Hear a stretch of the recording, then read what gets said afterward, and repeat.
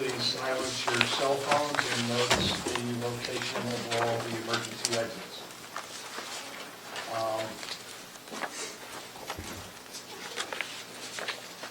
We shall be going into executive session right away and be back for an HIV appeal, so just let you know that we'll be doing that right away.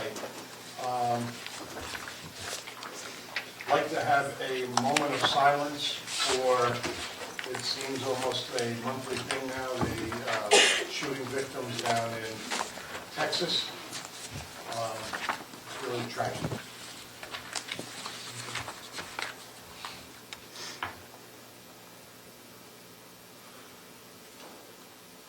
Flag salute, please. I pledge allegiance to the flag of the United States of America and to the republic for which it stands, one nation, under God, indivisible, with liberty and justice for all.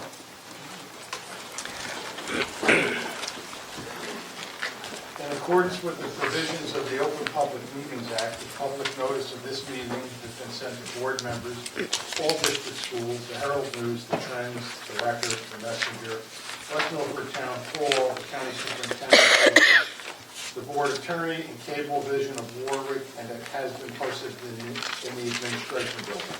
Copies of the board meeting calendar resolution were provided to all local media, Town Hall, Township Library, and all district schools. Roll call, please, Mrs. Francisco. Mr. Seidowitz? Here. Mr. Bailey? Mr. Drew? Here. Mrs. Dwyer? Here. Mr. Robbins? Here. Mrs. Fritz? Here. Mr. Huber? Here. Mrs. O'Brien? Here. Mr. Foodie? Here. Glenn, would you take the honor of reading the executive session resolution, please? Okay, I'll move to approve the following resolution. Resolved that the board go into executive session at 7 p.m. for up to 30 minutes for the purposes of discussing an HIV parent appeal, and again at approximately 9 p.m. or as soon thereafter as possible for approximately 30 minutes for the purpose of discussing personnel appointments, resignations, current litigation matters, special education matters, negotiations, HIBs, and matters of attorney-client privilege. The matters discussed in executive session shall be made public as soon as the need for confidentiality no longer exists. Second. Thank you, Debbie. All in favor? Aye. Any opposed? Okay, we will be going right into executive session now for the HIV appeal.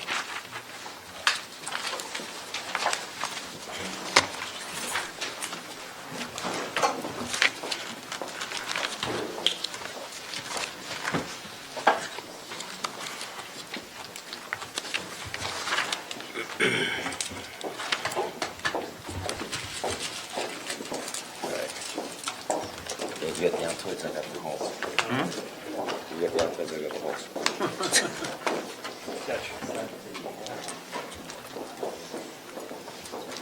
Yeah, squeeze the strap over.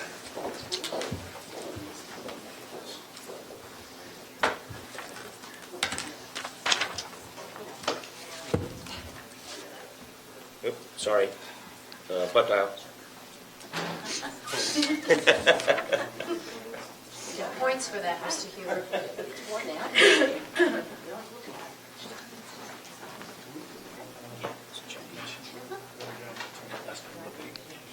Lee-Bag, yeah. Lee-Bag, yeah.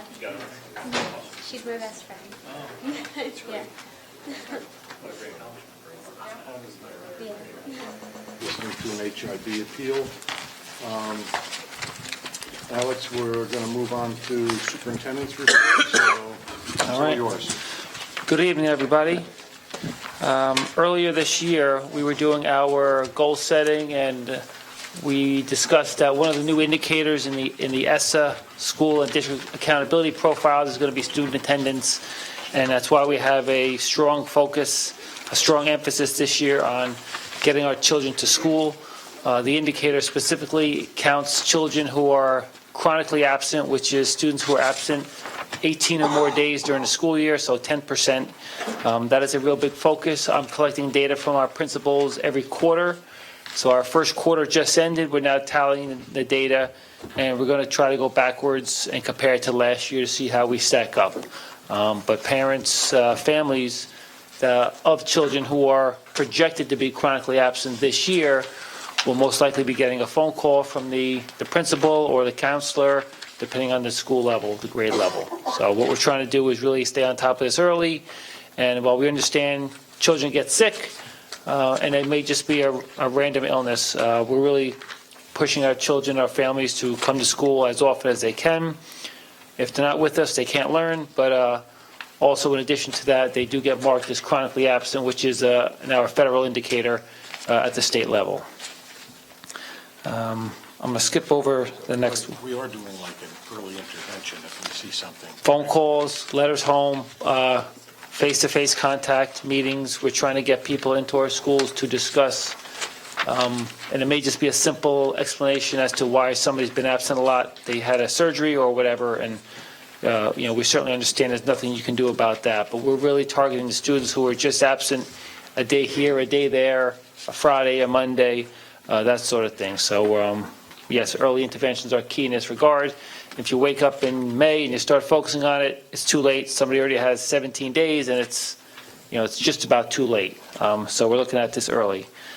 I'm going to skip over Dr. McQuaid for a second. She's going to give us a dyslexia training in a moment. But our monthly progress towards district goals.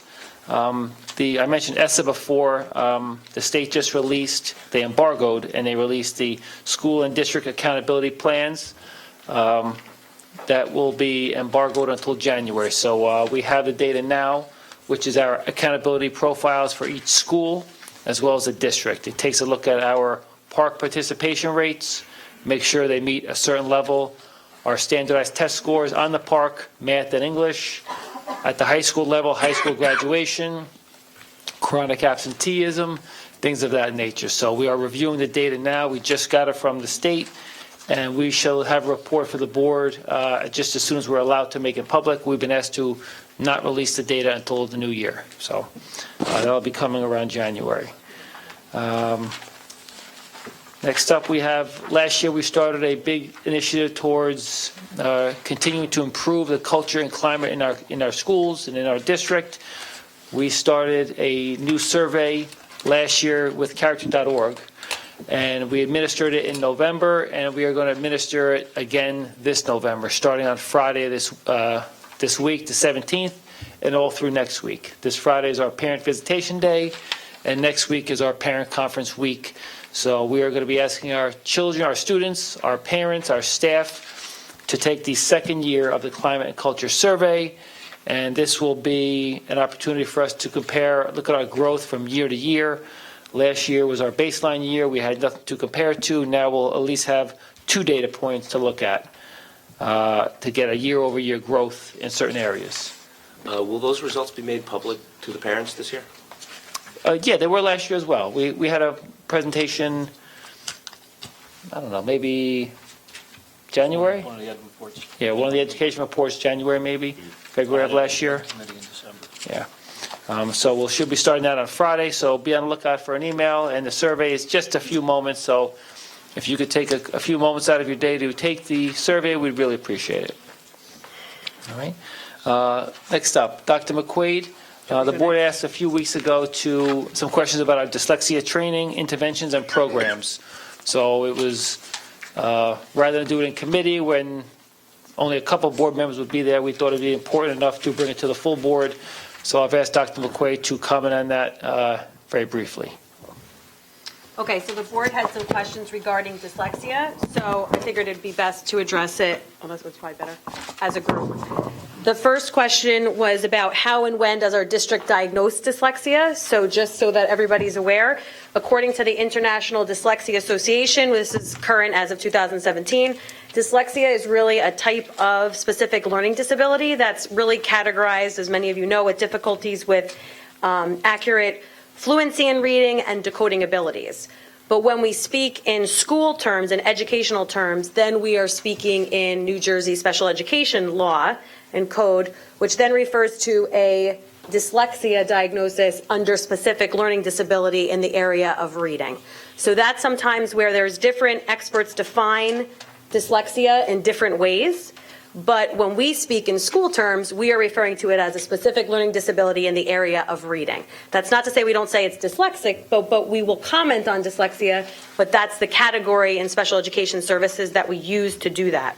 I think the important thing is that it's not a problem of intellect in any way. There are many very bright individuals and successful entrepreneurs and business people that have dyslexia. Even if you just take someone like Barbara Corcoran on, Shark Tank, she has dyslexia. Richard Branson from Virgin Group also has dyslexia. So there's many people out there.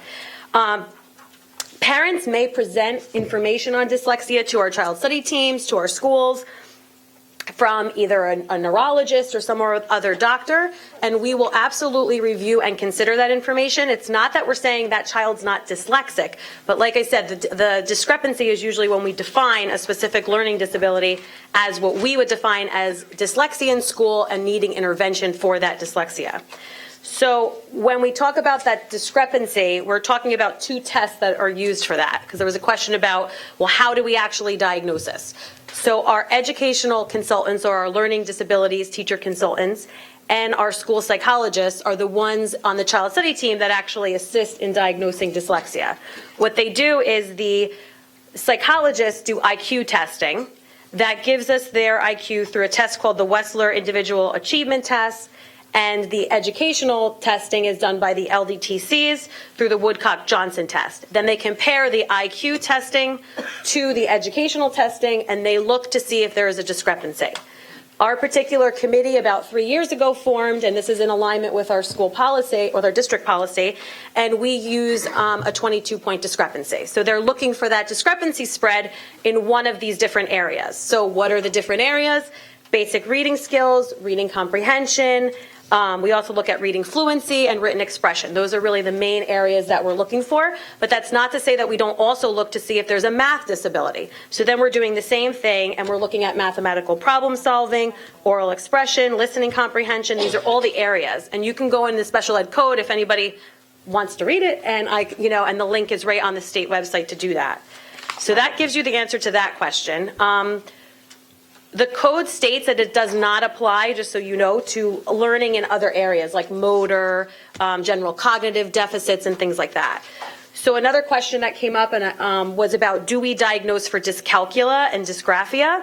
So the main thing to think of that is the word dys, right, comes from a Latin origin, meaning abnormal. It also says bad, but I don't like that part. So if we talk about abnormal, then it means an abnormal ability or a learning issue for dysgraphia that has to do with writing. That's the OTs, and my background's OT. So that would mean that we have difficulties in forming the letters and numbers in writing. You may see this in an illegible handwriting, labored writing, difficulty with spacing, and things like that. Dyscalculia, because that was another question, was do we look at dyscalculia, is more of an inability for math concepts or numbers. This may be child doesn't automatically recall math facts, something to that effect. But again, those terms, dyslexia, dysgraphia, dyscalculia, those are mostly medical terms when we talk about those terms. That's not to say we don't look into that and consider it, but we have different words for that in the education system. So do we address dyscalculia and dysgraphia? Yes. Dysgraphia, an inability to write, is addressed through OT services. Dyscalculia, learning issues with math, is addressed through our math intervention and our different math programs. So that gives you those answers to those two questions. Another question was, do we currently have a program for early intervention? The answer to that is yes.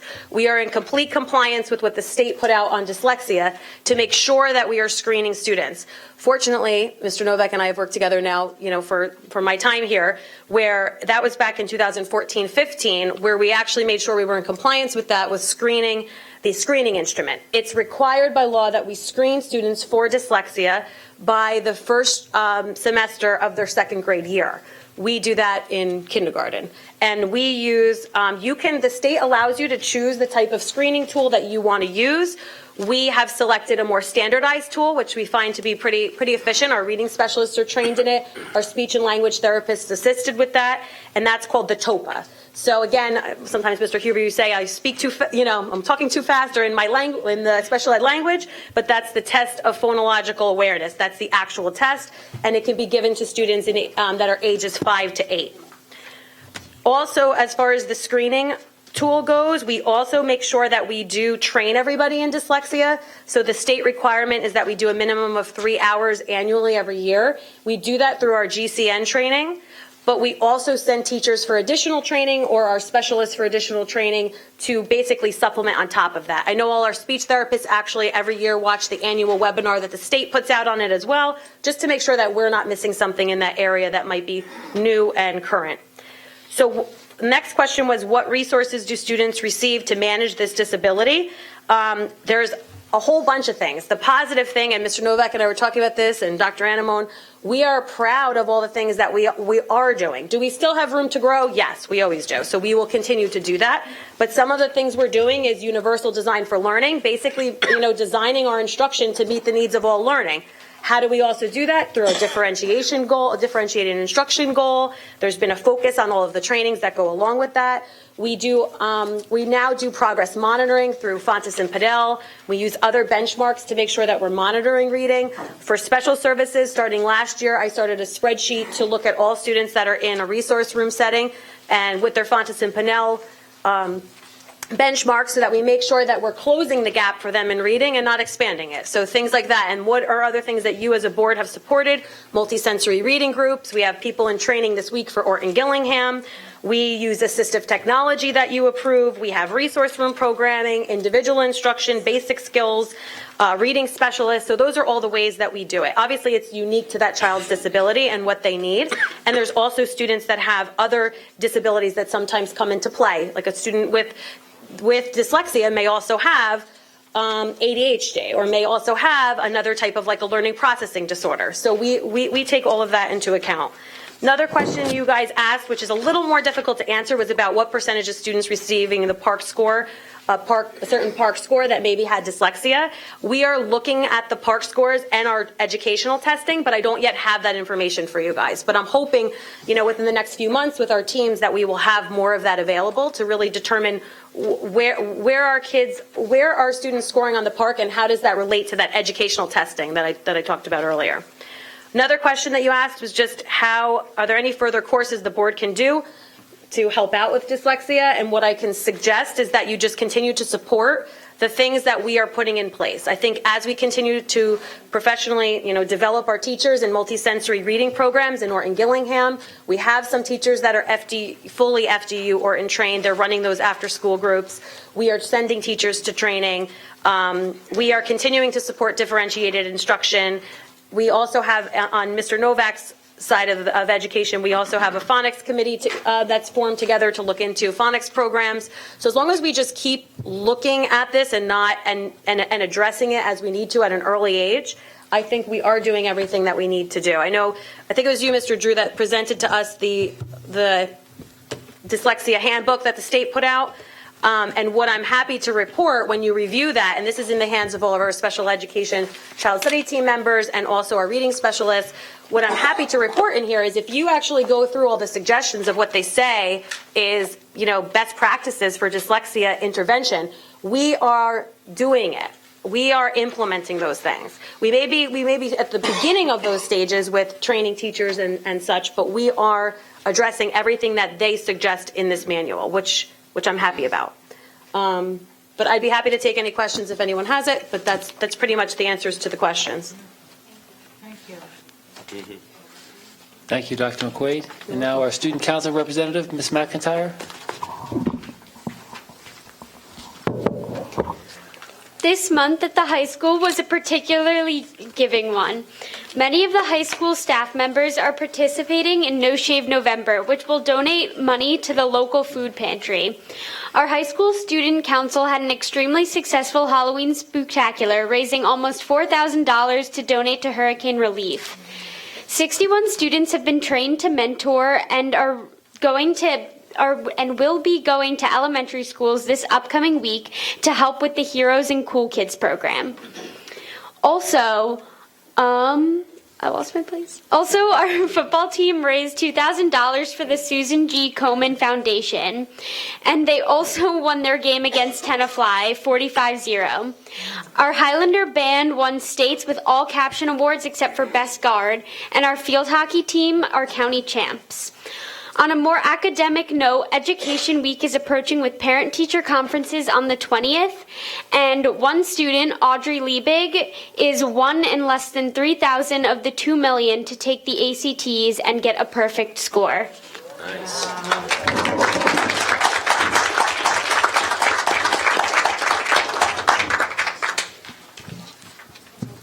Thank you, Ms. McIntyre. And I forgot to add, B-Bars, we have our video queued up? About 2 weeks ago, a little bit less than 2 weeks ago, we had our first annual, or hopefully annual, Substance Awareness and Family Empowerment Night over at Macapin School. This was an event that we partnered with CASA for, and it involves children and parents in grades 5 to 8, where we brought them to Macapin School. They met with they had a vendor fair first, where they spoke with representatives from different organizations, the police department, different substance abuse groups. We had a dinner catered by ShopRite. We had a device-free family dinner. We had breakout sessions where parents and children would go to learn from experts in this field. And then at the end, we had a wonderful keynote speaker, Dr. Matt Bellis.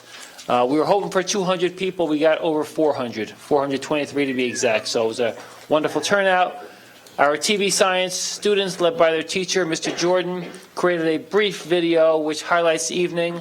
And I forgot to mention, we gave out about a half a year's worth of free weeks of camp for Bubbling Springs, or baseball camp, or football camp, or different things to do, natural high things to do in the summer for our children. I know Mrs. Dwyer donated a week. Many other educators in our district donated one or more weeks to the program as well. So sit back and enjoy our video.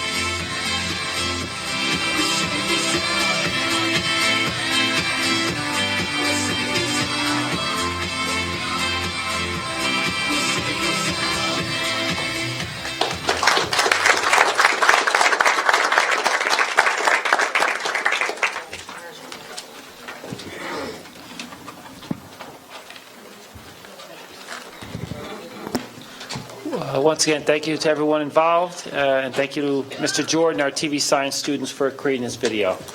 That's all, Mr. President? Are there more? That's it.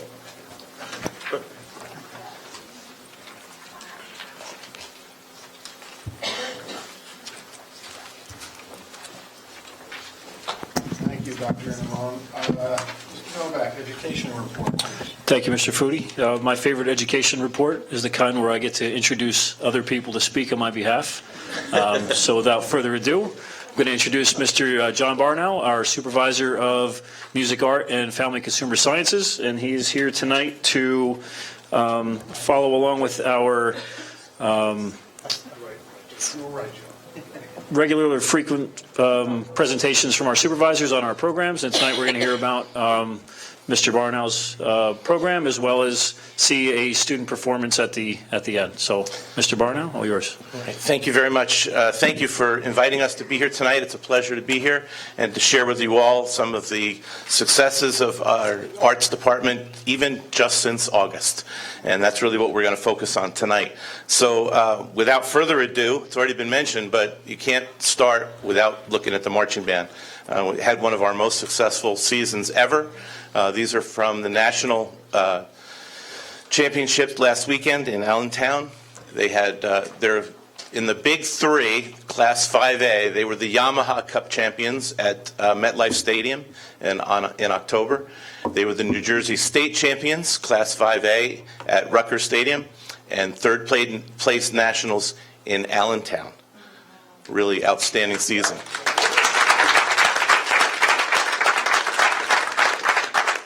Locally, they won every competition they went to. Wayne Valley, Vernon, Pequannock, Randolph, Mount Olive. And the percussion had a clean sweep of the Big Three. They were the best percussion for Yamaha Cup, the state championship, and the national championships. And the color guard kind of got pushed out on all of those captions, but they came up big in the nationals, where they finally won Best Guard.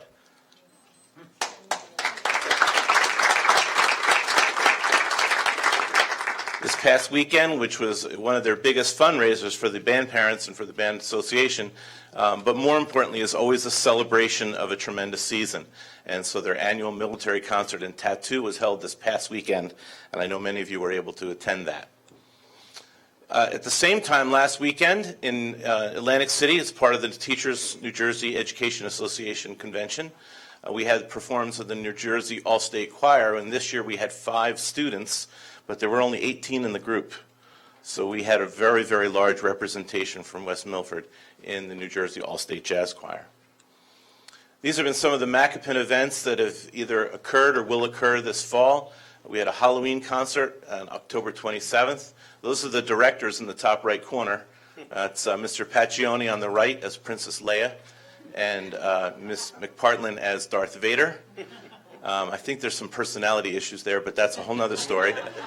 In the bottom right-hand corner is a picture of Macapin 8th grade day, where the 8th grade band comes and spends the day with the high school marching band, and they went to Mount Olive. Maddie, help me. Was it Mount Olive? Do you know? I think it was Mount Olive. And that's a group of the students in the stands cheering on the band. They also have some events coming up, including a live performance, WSUS, on December 13th, and their holiday concert on December 19th. And in September 21st, our art department sponsors a Pinwheels for Peace, and we have a 30-second video here for this. Mrs. Paterno.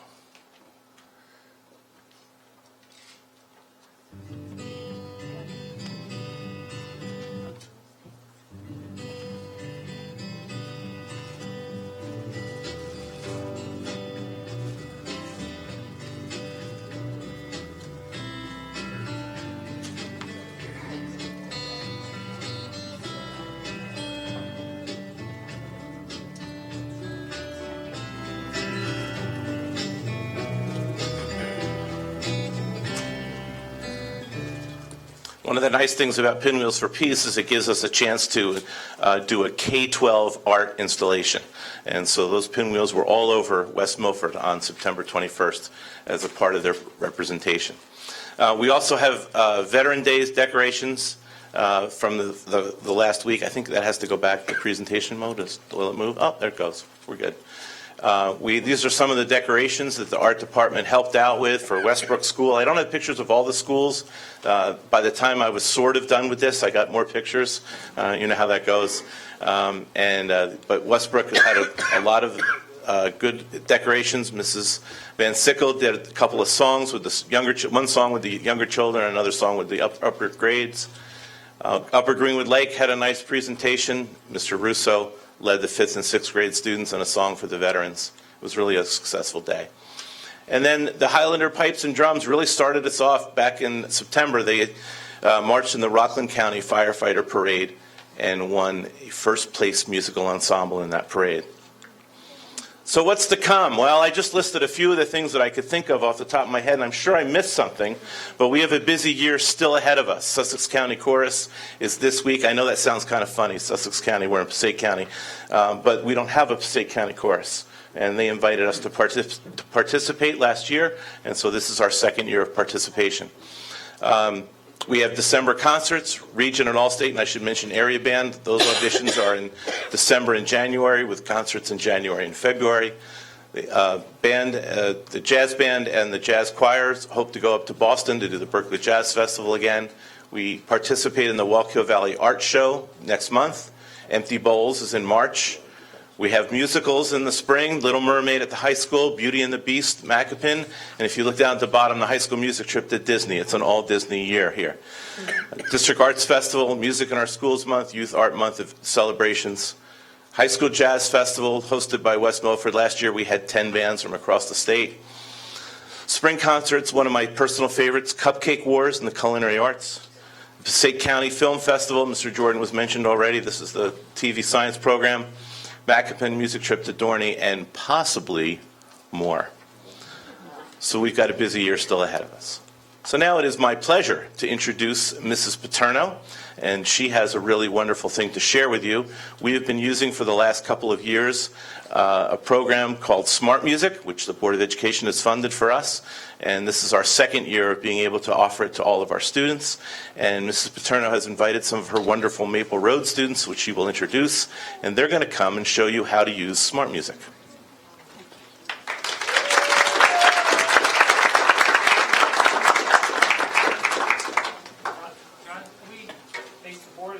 Yeah. You guys want the lights on, or?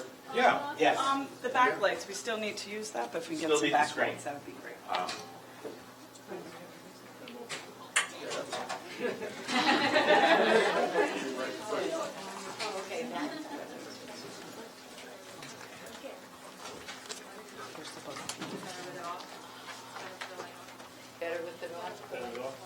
Yeah.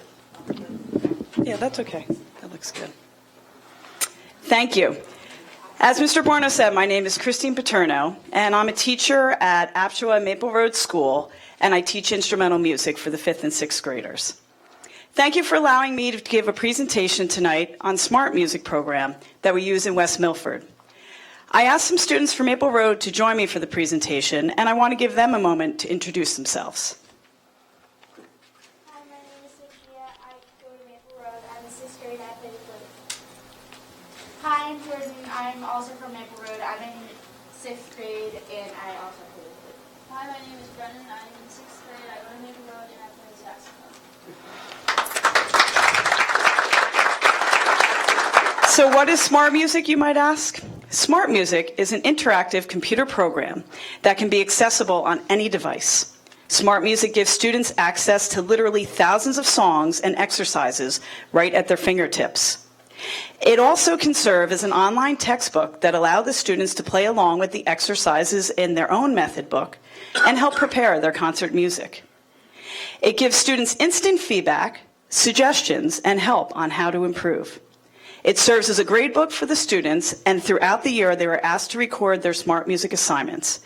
They enjoy using Smart Music at home and in the classroom. I can list 100 of things that Smart Music does, but the best way for you to learn about Smart Music is by showing you what it can do. Let's start by asking the students to play a scale without Smart Music. Here we go. 1, 2, 3, and...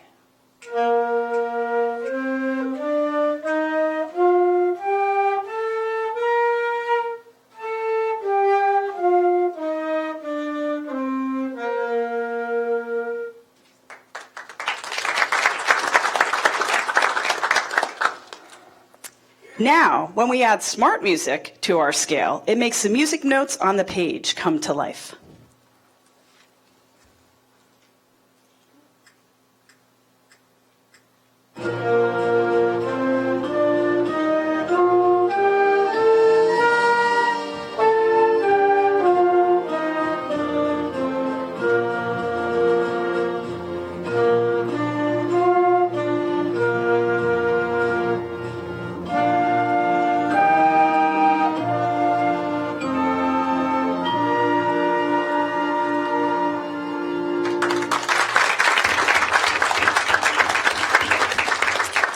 Next, we're going to talk you through how smart music is helpful for students learning a new exercise.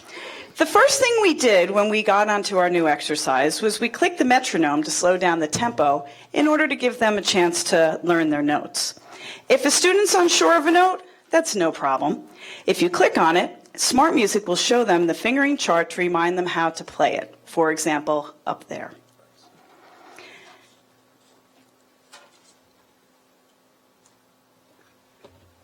Let's do this lower down.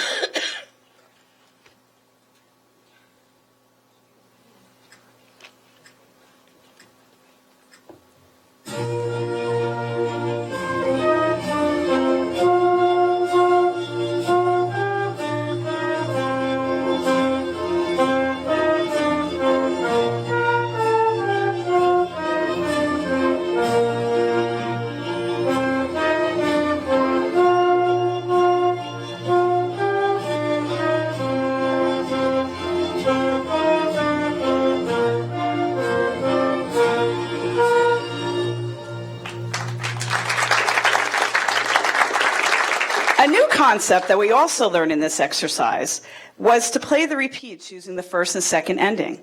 This is a tough lesson for the students to grasp, but no worries, smart music will help us navigate. Now we're going to play this at a much faster tempo, and I encourage you to follow along with the cursor in the blue boxes to keep track of where the students are. Oops, sorry. From the beginning. You have to click on the beginning. Yeah. You're right. Sorry.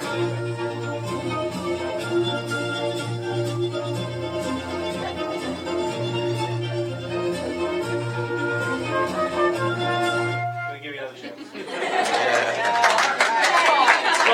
called operator error. She was right on there. Now they're ready.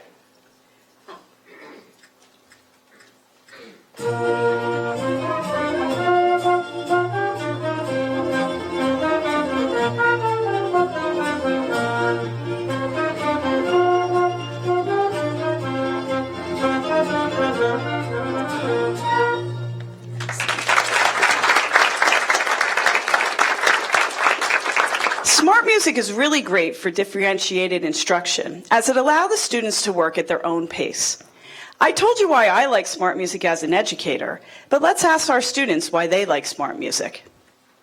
I like smart music because you can play at your own pace, and if you don't know a note, you can click on it and it can tell you how to play it. I like smart music because if you don't know where you are, you can start from the beginning of the measure, and if you really don't know where you are, you can start from the beginning of the song. I like smart music because you can go however fast you want and you can access it at any time. Now we're going to ask the students to play one of their concert songs that they're preparing for December. But before they do that, I just want to thank Sophia, Jordan, and Brennan for being here tonight. Believe it or not, they've only been playing their instruments for a little over a year, and I think they're fantastic.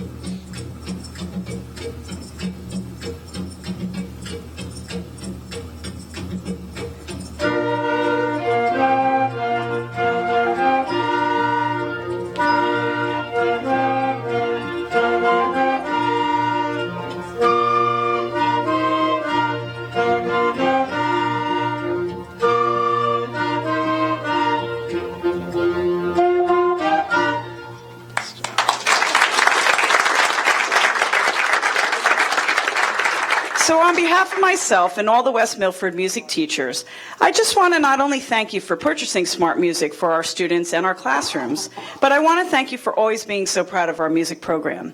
As you know, West Milford Music is one of the best programs in the nation, and that would not be possible without supportive administrators and Board of Education members. Thank you.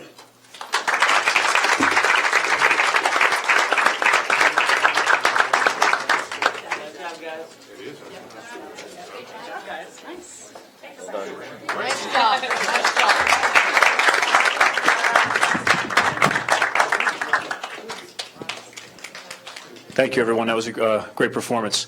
We're going to move on to our group from Maple Road in a moment to talk about their trip to National Schools of Character. But before we do that, I just wanted to come back to something that Dr. Anamone referenced in regard to our climate and culture survey, which is going to be released Thursday night and will be sent out via Honeywell for our parents to participate in. Just wanted to highlight a few of the things that we did with last year's survey that you may not be aware of. At our building level, each principal took that survey, presented it to their PTA and to their faculty, and they had identified patterns that were specific to the information that came from the survey from their building. From that, we were able to initiate two major district initiatives that came directly from that survey. One was the harassment, intimidation, and bullying training that our bus drivers all received. And second was Project Adventure training that our cafeteria aides and our SAC before and after school workers were able to work with. So last year's survey was tremendously useful data, and we did a lot of good work with that. This year we're using that survey again, same questions, but we're since of our Safe Night collaboration with CASA, we are going to add some of the substance awareness questions that our CASA facilitator has been having difficulty getting accomplished through town and through the random surveys that they're able to put out. So we're going to attach those to our climate and culture survey with a very clear explanation of what they are. It'll be part of my Honeywell that I send out. But we're trying to do a lot of good with this survey. From that, we also use for our application and our process through Promising Practice Awards and through our work with Character.org. And who we have with us today is Mr. Bill Kane and some staff members from the Maple Road School to present. Thank you.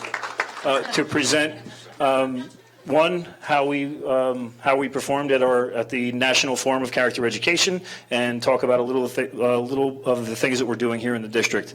Before you leave, make sure you visit the tables in the back of the room that displays some of the few of our most recent awards for promising practices. Mr. Kane?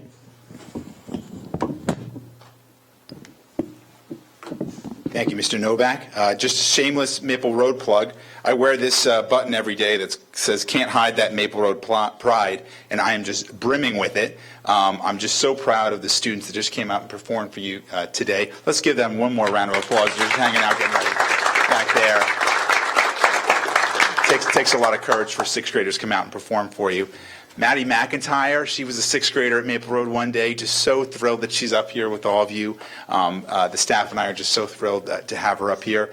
And we have a burgeoning Eagle Scout. Connor Parrington's going to be talking to you in a little bit. Who's a former Maple Roader today? Was a former Maple Roader. We're just really proud of our Maple Road students. We're just really proud of West Milford as well in the area of character education. I just want to thank the Board of Education, Dr. Anamone and Mr. Novak, for giving myself and Ms. Tricia Graney, Kristen Rossamini, and Christy Clave, you want to stand up, the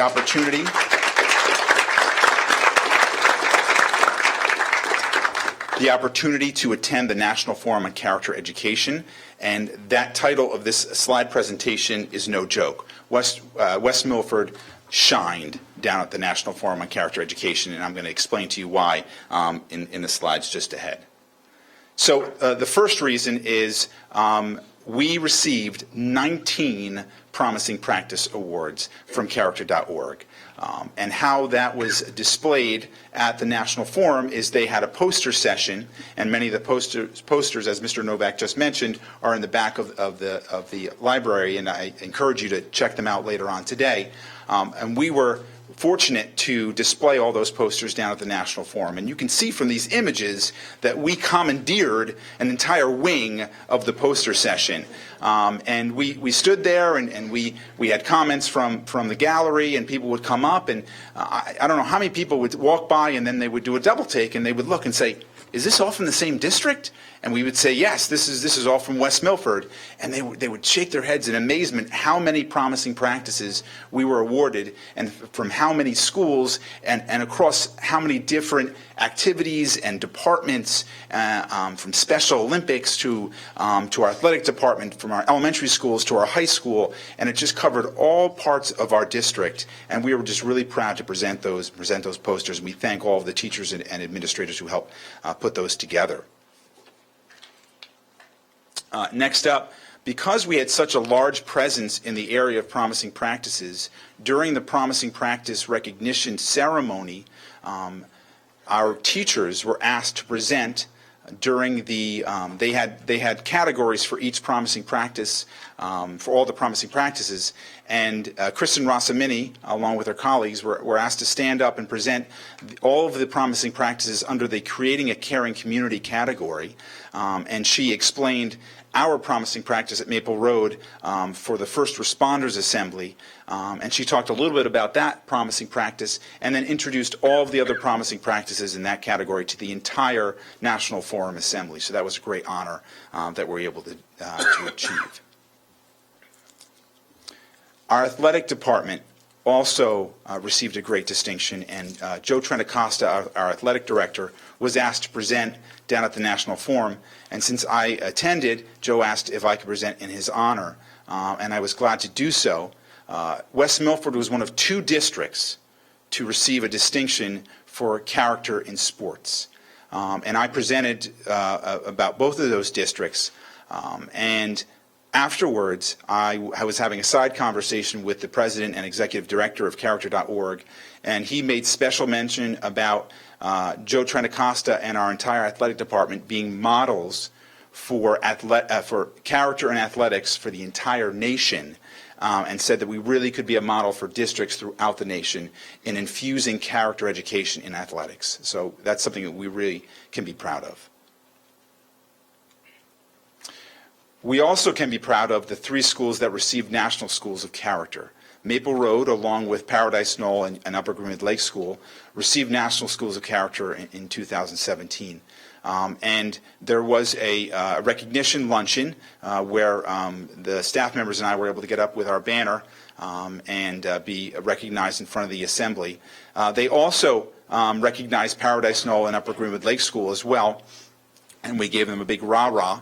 And what was also nice, throughout all the centerpieces on all the tables in the entire gallery, they had pictures that we submitted with our application throughout on the tables of the individual schools that got National School of Character. And our staff members, particularly Tricia Graney, was very adept at scouting out the West Milford pictures, and she was able to take home all of our West Milford pictures. And there's a couple for Upper Greenwood Lake and Paradise Knoll, and there's a couple for Maple Road as well. So we were proud to bring those home as artifacts from our time at the National Forum. We were also able to attend breakout sessions and keynote addresses and learn the latest news, the latest trends in character education, things like mindfulness and restorative practices and human connections, all good things that we can bring back to our district.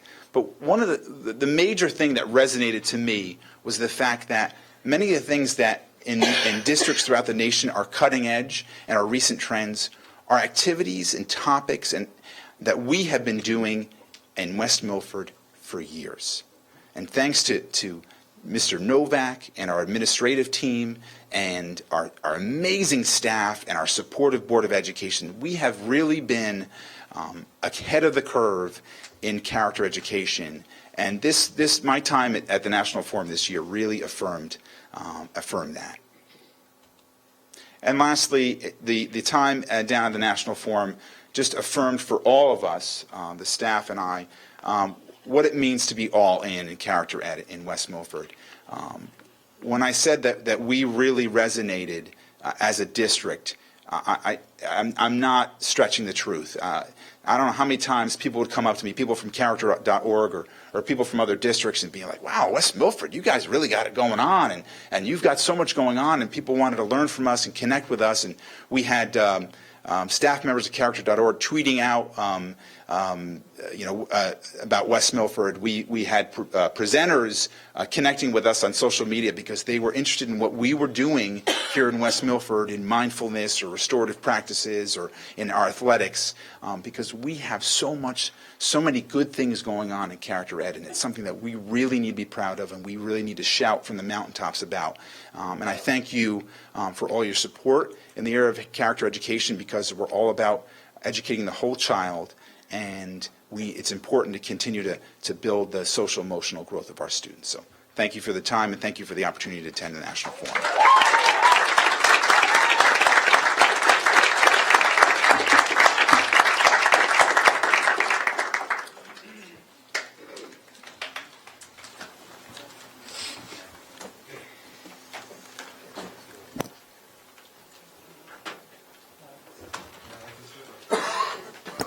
Thank you, Mr. Kane, and also want to thank the Maple Road staff who represented us down at the National Forum. You guys did a great job tonight. Appreciate it.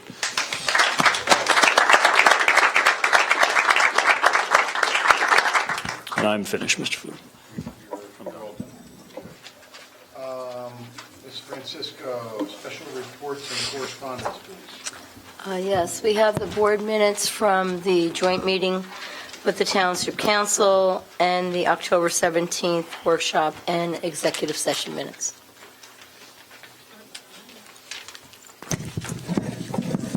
I move to approve the October 11th special meeting, joint meeting with the Township Council, October 17th workshop regular meeting, and the October 17th executive session.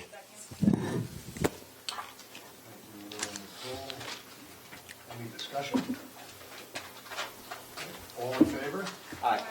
Any opposed? I have to excuse myself from the 17th meetings, otherwise I'm okay with that. Joe, legal report? We will discuss the legal report executive session. One thing I did want to mention to the board, you may have noticed we added a line to the executive session resolution that Glenn read earlier, where it says we go into executive session at approximately 9 p.m. or as soon thereafter as is possible. And we did that so that we don't have to continually interrupt our discussions as we go forward. So now Thank you. we know eventually we're going to go into executive session, but we don't need to have new motions to do it. So just wanted to bring that to everybody's attention.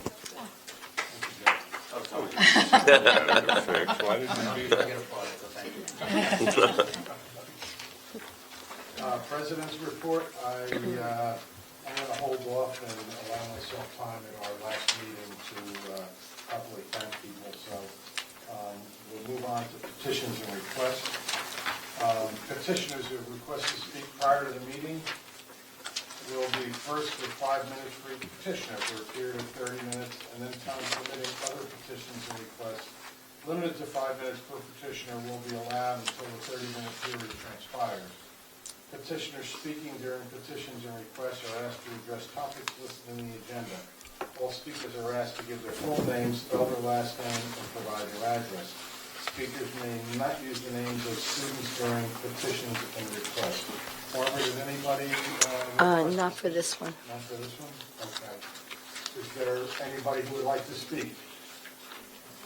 Seeing none, like to... Oh, I'm so sorry, sweetie. That's I'm okay. sorry. Come on up, bud. Yeah, Connor.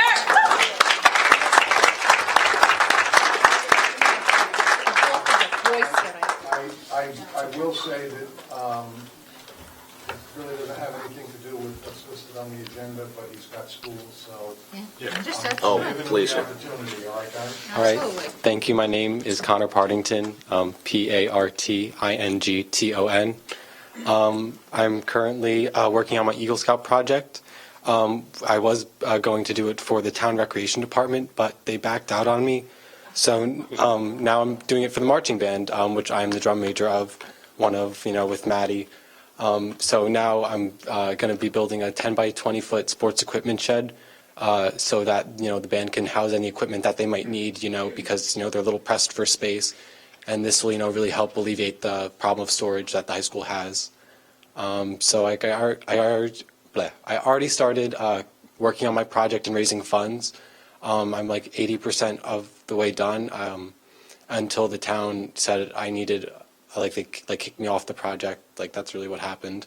So now I'm here, and I'm here to make the band better. So, any questions? Are you looking for looking donations? for approval, or have you already gotten approval? Yes, so I'm seeking approval for a location on the campus grounds of the high school so that it could be easily accessible. Does that answer your question? Yeah, just so the board knows, Alex had a set of the plans. He was given a set of the plans, and he's in discussions with Chris as to.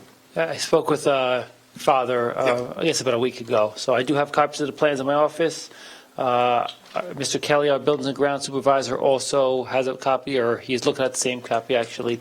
So we're trying to find a place where we can fit the shed, where it's going to be accessible for our band kids and our band program. So we haven't found the spot yet, but we are going to find a spot at some point. His it suggested a spot between the high school and the senior parking lot. There's that little section of lawn where we would have to flatten out a little area so that this thing could go on it, because they practice in that parking lot. To them, it made the most sense, well, to Connor, it made the most sense that that's where we could put it. So if you can. We'll take a look at it. Yeah, all right. Thank you, Connor. Thank you very much. I know you had a question. So yes, I am still seeking donations out of the $2,150 that I estimated that my project would cost. I've approximately raised $640. So I still have a little ways to go, but I do have a GoFundMe set up online, and that's where I've been collecting my donations. So. Connor, we do have a camera here, so if you want to turn and face the camera and tell us your GoFundMe address. Yeah. I have it right here. So my GoFundMe account, it's at www.gofundme.com/Connor, CONNOR -Partington, PARTINGTON-Eagle-project. Repeat that one more time. Yeah, please. A little too fast for us people and pencils and pens here. All right, again, that's www.gofundme.com/Connor, CONNOR -Partington, PARTINGTON-Eagle-project. Did you get that? Or I'm more than happy to repeat it. If you don't get it, we'll just watch the film and we'll rewind it to this moment. Thank you.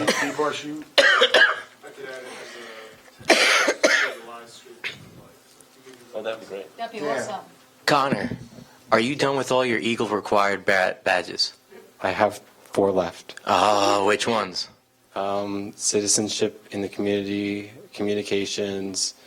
Don't say cooking. Family life. No, I did cooking. Okay, thank God. And I think citizenship in the world. All right, excellent. Well, congratulations. Thank you. I'm looking forward to helping. Thank you. Thank you for your time.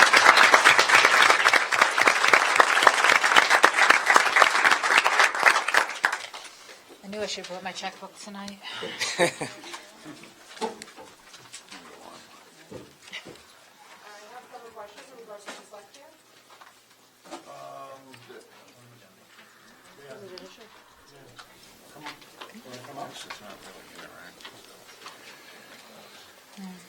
Now, just, what we answered with Connor was a little bit out of the norm, but any questions that you don't get an answer to, you can speak to Liz and she'll answer all your questions. Okay. My name is Carrie Niosi, Keriniosi. I have 2 students at Marshall Hill School. My daughter was diagnosed in 3rd grade with dyslexia and ADD. I actually have questions because you had said that the child study team is the one who does the diagnosing along with the teachers. I have an issue with that because my daughter was not diagnosed by the child study team. When they evaluated her, they said that her Karen,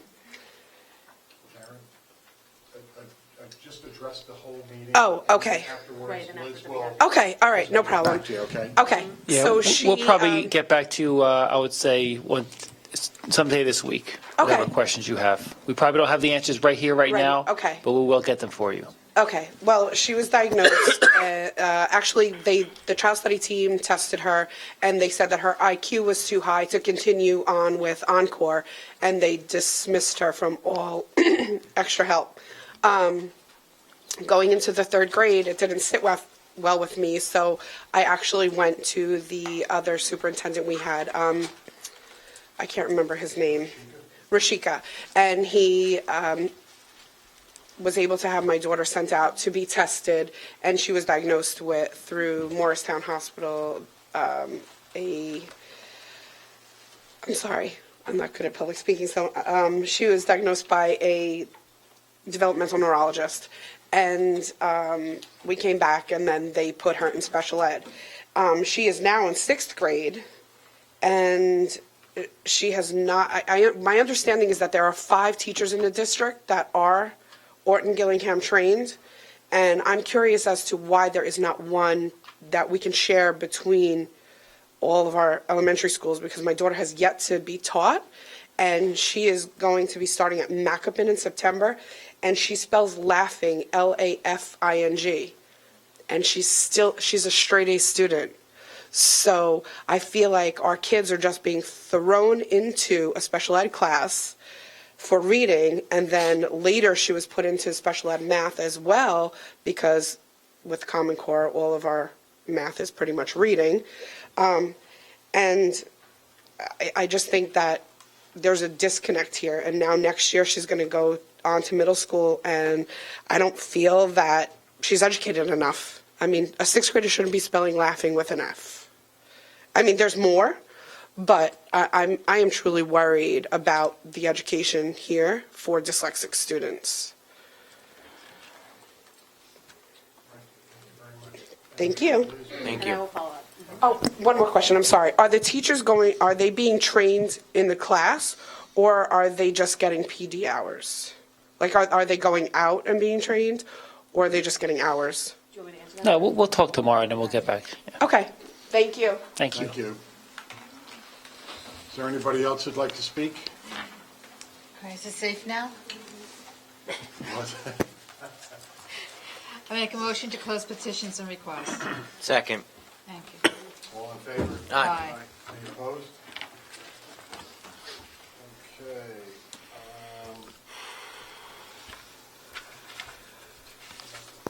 Okay. Would like to make a few typographical corrections to our agenda before we approve it. Page number 9,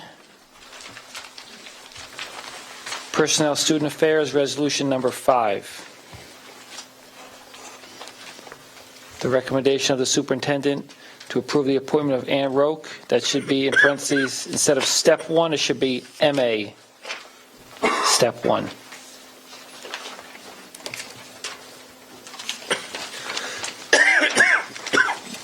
Then also in Student Affairs, page 11, Personnel Student Affairs, Resolution number 15.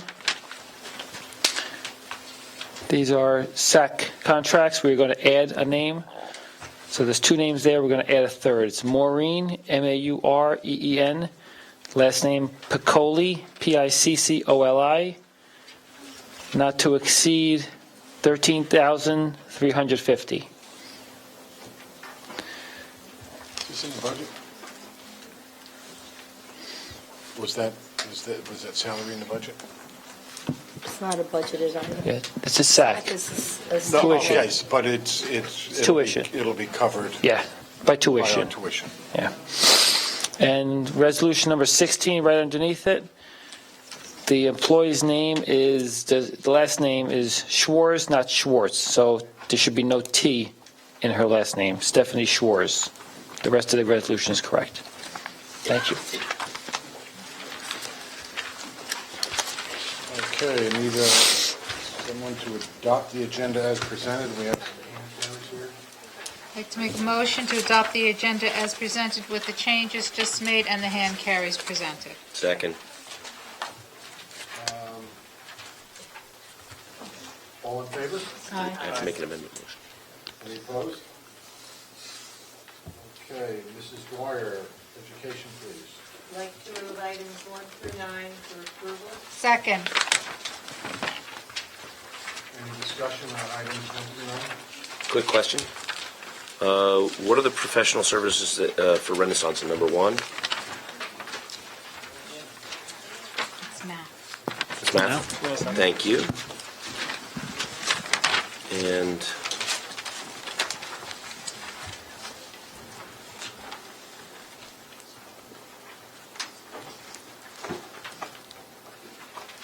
and number 8, the integrated nursing associates.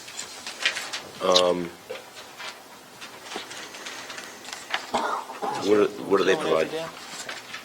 My answer now? So number 1, Renaissance, that is the company who owns Star Math, which is our assessment that we've been using. We are adding the success of it initially has been contagious, and we wanted to add this same assessment for our geometry and Algebra 1 students, which was not something we originally planned for. We were originally laid it out for grades 2 through 8. Now we want to use it for our geometry and our Algebra 1 students. Great. I was actually about number 8 at that point. So you're good on 1 then? Yeah, I'm good on 1. Okay. Thanks. But thank you. It's good. Everybody knows what it is, so it's perfect. Integrated nursing services? Yeah. Is that the question? We have to approve that vendor on the November agenda, and then in December, you will see a contract that's for a particular student that requires one-to-one nursing services. Okay. It's one-to-one nursing. Okay. Yeah.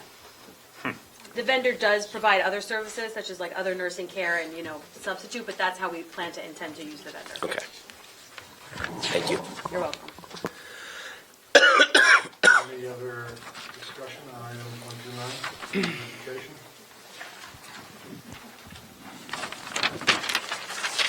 Okay, roll call, please, Walter. Mrs. O'Brien? Yes. Mr. Seidowitz? Yes. Mr. Drew? Yes. Mrs. Dwyer? Mr. Robbins? Yes. Mrs. Fritz? Yes. Mr. Huber? Yes. Mr. Foodie? Yes.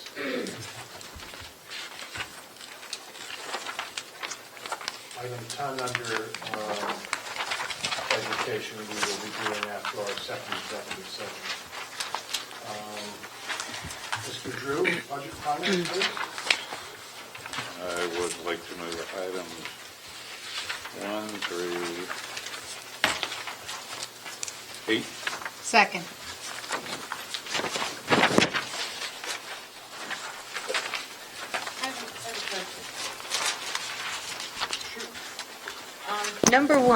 On number one, I thought we were going to switch over to New Jersey school boards and have them, no? I'm wrong? We were discussing it. Oh, we But discussed it. We but- discussed it, but we never made any conclusion to do that. Oh, okay. And it would actually create quite a bit of extra work for the administration and the Okay. committee. All right, So it's still out there as a possibility, but not right now. okay, thank you. That's my Thanks, only Bonnie. question. You're welcome. On item 3, I know we approved our minutes for the meeting on October 11th and the 17th. The 17th was the meeting the 11th was the meeting with the town. The 17th was our workshop meeting for October, correct? Okay. Huh?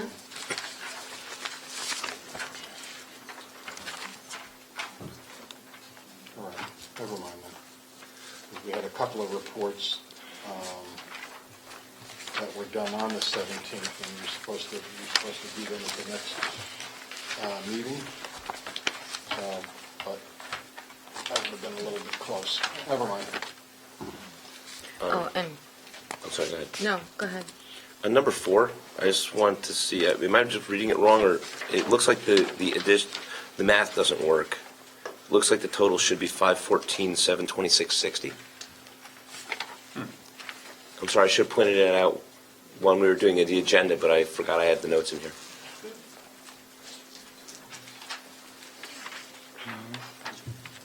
On this number 4. Number 4. No, you got to add both 19s. Oh, yeah, at both 19s? Okay. Looks like it because they're different. Okay. Yeah, that's That correct. would make more sense. It's correct. Okay. And then, All right, thank you. And then it comes up right.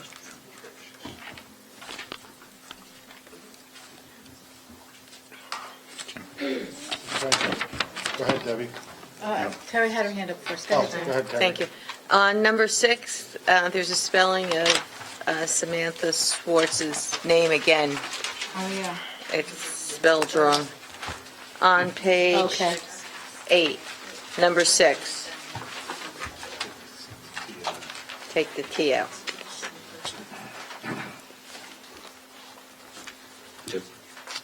All right.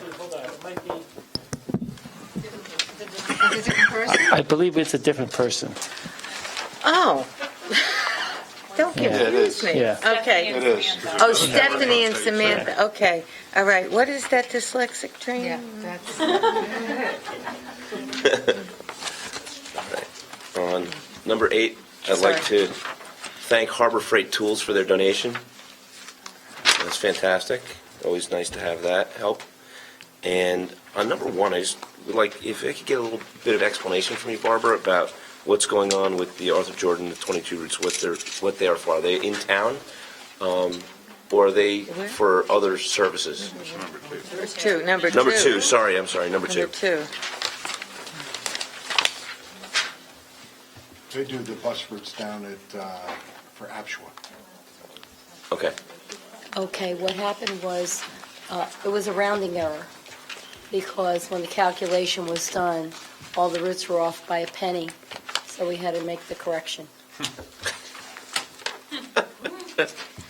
When you have a formula in a spreadsheet, and you round up, it rounds up, but sometimes it carries over. I think Mr. Drew understands what I'm saying. Sometimes it'll round up instead of rounding down, because you come out so many decimal places.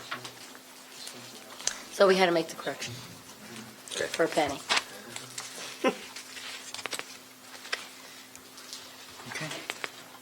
I think, go ahead, Debbie, go ahead. I just want to, on number 5, I just want to thank the staff members for supporting the person who was out on medical leave. I think that's very kind of them to get offer that opportunity to help out when it's necessary and needed, and I want to say thank you.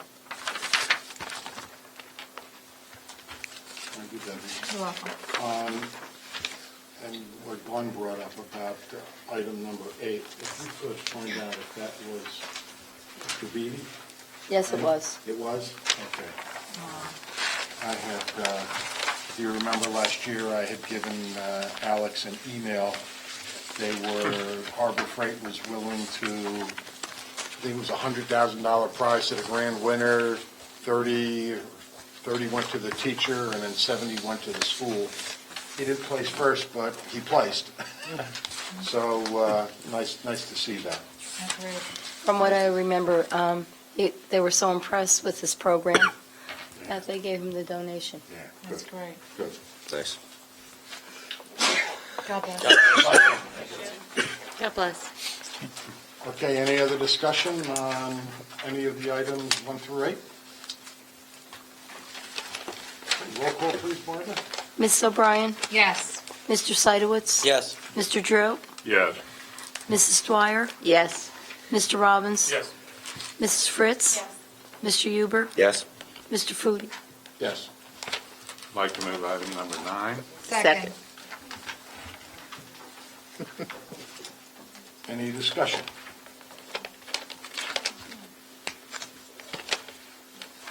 None, roll call, please, Barbara. Mrs. O'Brien? Yes. Mr. Seidowitz? Yes. Mr. Drew? Yes. Mrs. Dwyer? Yes. Mr. Robbins? Yes. Mrs. Fritz? Yes. Mr. Huber? Yes to payroll and utilities, abstain to the remainder.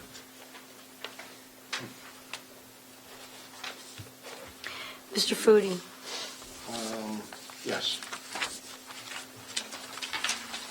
I'd like to move item number 10. Second. Discussion? Barbara, one of the items was, I think, $30,000 for engines. The buses. Right. Do you know how many that is? 2. It's 2. Is that- One for a bus and one for an SUV. Yeah, that's a lot of money. Boy, that seems really high. They were damaged by the oil that had been purchased. Wow. That's what I was told by the chief mechanic. So the one engine is about 25,000, the other one's a little over 4. Yeah, the SUV engine, I could see that.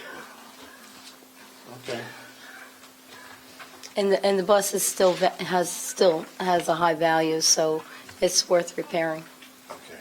Yeah, I figured it had to have had a good value or we wouldn't be doing it. Right.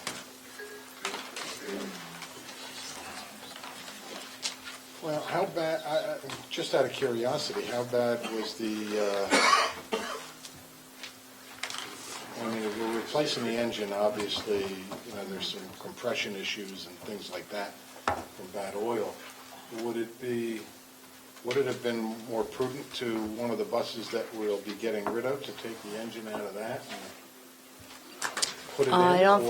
I don't think we've gotten rid of any of the 54 passengers, or they're already gone, the ones that we were selling. I thought it might be just the little ones, I think, that we got rid of, right? I thought that we were, because we have some spares on the 54 passengers. We didn't purchase any this year. Okay. All right.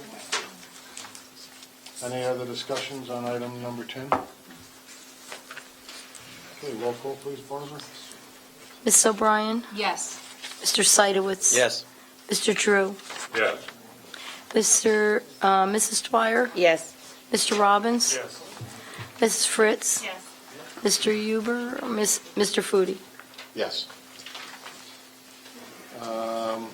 Debbie, Personnel Student Affairs, please. I'd like to move items 1 through 29 under Personnel Student Affairs. Thank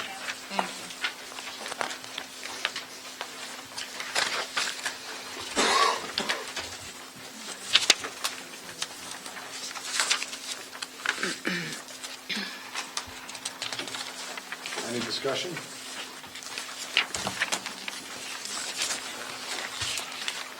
Personnel Student Affairs.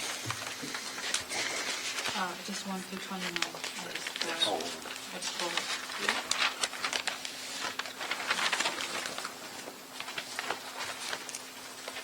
So you came in late. Anything?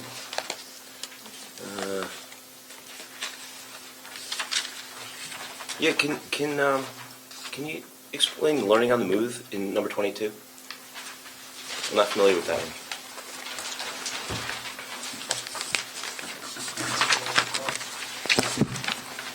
Learning on the Move is it's a basic skills club where it incorporates some physical activity into some of the basic facts for math, some of the algorithms and the types of things that they're doing in that course.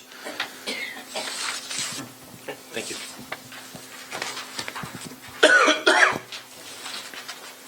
Any other discussion? Okay, roll call, please, Barbara.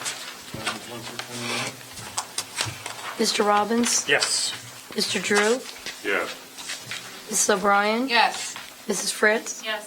Mr. Seidowitz? Yes. Mrs. Dwyer? Yes. Mr. Huber? Yes. Mr. Foodie? Yes. That concludes Personnel Student Affairs. Thank you, Debbie. Glenn, policy, please. All right, I'll move items 1 through 13. Second. Any discussion? Okay. Seeing none, roll call, please. Down to 1 through 13. What about the hand carry? I'm going to do them separately. Okay. Mrs. O'Brien? I have to abstain at this time. Mr. Seidowitz? Yes. Mr. Drew? Yes. Mrs. Dwyer? Yes. Mr. Robbins? Yes. Mrs. Fritz? Mr. Huber? Yes. Mr. Food? Okay, I'll move item number 14. Let me get that out. Let me get it Yeah, out. just 14, we can do them one at a time. Oh, okay. Okay. I'd like to provide a little explanation on this one. I was going to All right, so we have a little background.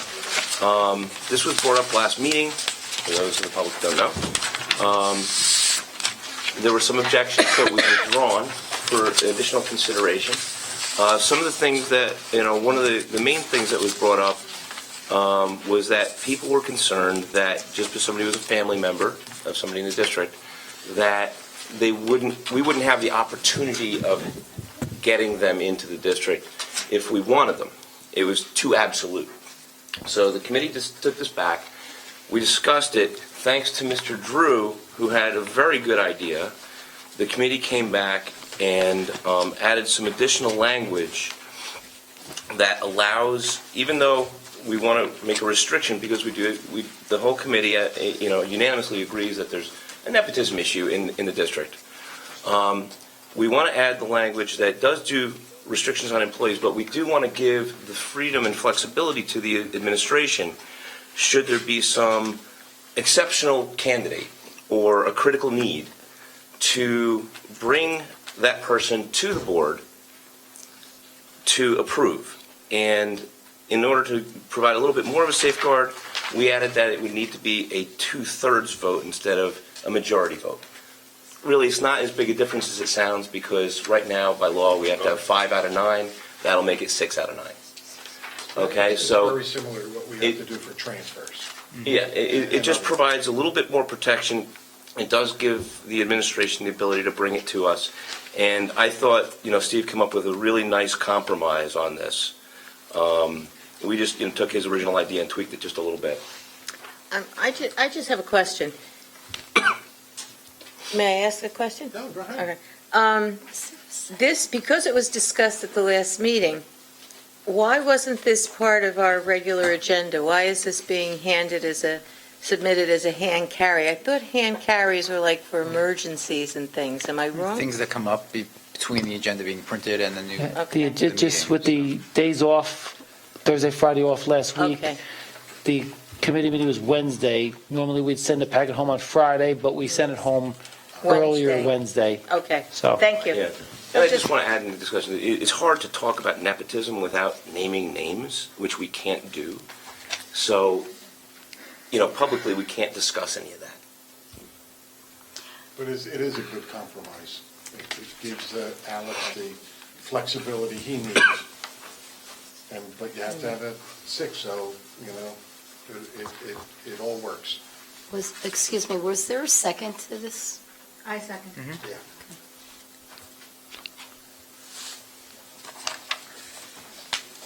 The only comment that I'll make, and I appreciate that you went back and reworked it, I think this is a better compromise. I think still looking at some of the other districts and the language that most other districts use, we are still being a little bit restrictive by including the current district employees. I think almost all the other policies are just related to the board members and the superintendent. So I see where you're going with trying, to make it a little bit more flexible, but it still feels a little subjective and restrictive. Subjective. Well, I mean, if somebody feels that you think somebody's worthwhile to bring forward, and somebody else doesn't, I think that's. It's not up to anybody on the board, it's up to Alex and Yeah. Dan. So they'd be bringing those board people forward, not us. Fair. So, I think the one thing is we'd know, instead of just having a name on a page, we'd know this is a relative, and that they've looked at it enough to make a recommendation, which, in general is going to be good enough for me, but we'd know.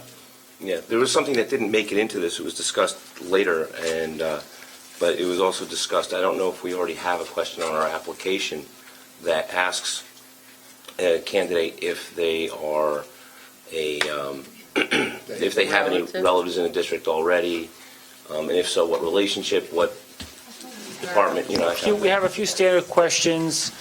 I think one of them is, or do you have any relatives in the district? Yeah, on Apple Track? On the Apple Yeah. Track, yeah. Doesn't most applications have that? Yeah. You know, especially if you're working for a government, don't they want to know if there's, you know, yeah. That's all I've done every time I've done it. All right, any other discussion? Seeing none, roll call, Barbara, on item 14 under policy. Mr. Seidowitz? Yes. Mr. Drew? Yeah. Mrs. Dwyer? No. Mr. Foodie? Yes. Mrs. Fritz? No. Mr. Huber? Yes. Mrs. O'Brien? No. Mr. Robbins? Yes. Motion carries. Okay, Glenn, you've got what, 15? Okay, yes. I'll move number 15. Second. And I also have to, at the suggestion of council, I'm going to make a motion to amend that to remove legal report from the agenda, because every single meeting, Joe simply says we'll talk about it in executive session. That's good. So why Can't bother? discuss it. So, Yeah. okay. So do I have a second to that motion Second. for amendment? Yes. Oh, sorry. Oh, you did? Oh, she seconded 14. the original. But now there's an intervening motion Can you to second it amend. again? I'll second it again. Thank you. Got it. So we will remove legal report. Well, No, we have to vote on the amendment. Vote on it, but that's what, yep, It wasn't discussed in committee, that's why we're doing it this way. yep. Okay. So So the we want motion to is call the vote on the to amendment. amend. I would have a question. Now, by making it part of the agenda, we at least make sure we discuss it, whether it's in executive session or not. If we remove it, then we won't have a legal report? No, I mean, It's never really. we always been have a put. discussion in executive session about any legal issues. It has nothing to do whether it's on the actual agenda. As long as it's in the resolution for executive session, that we can discuss legal issues. My understanding Which is it it is. just means that the president doesn't have to bring it up Correct. and ask him the question. Got it. Can I ask for clarification, please? This one line is tripping me. Under board member participation, the very last line. Be considered in attendance at any particular meeting. A board member must be present for 75% of the meeting from the call to, now I'm reading it. Okay, I understand.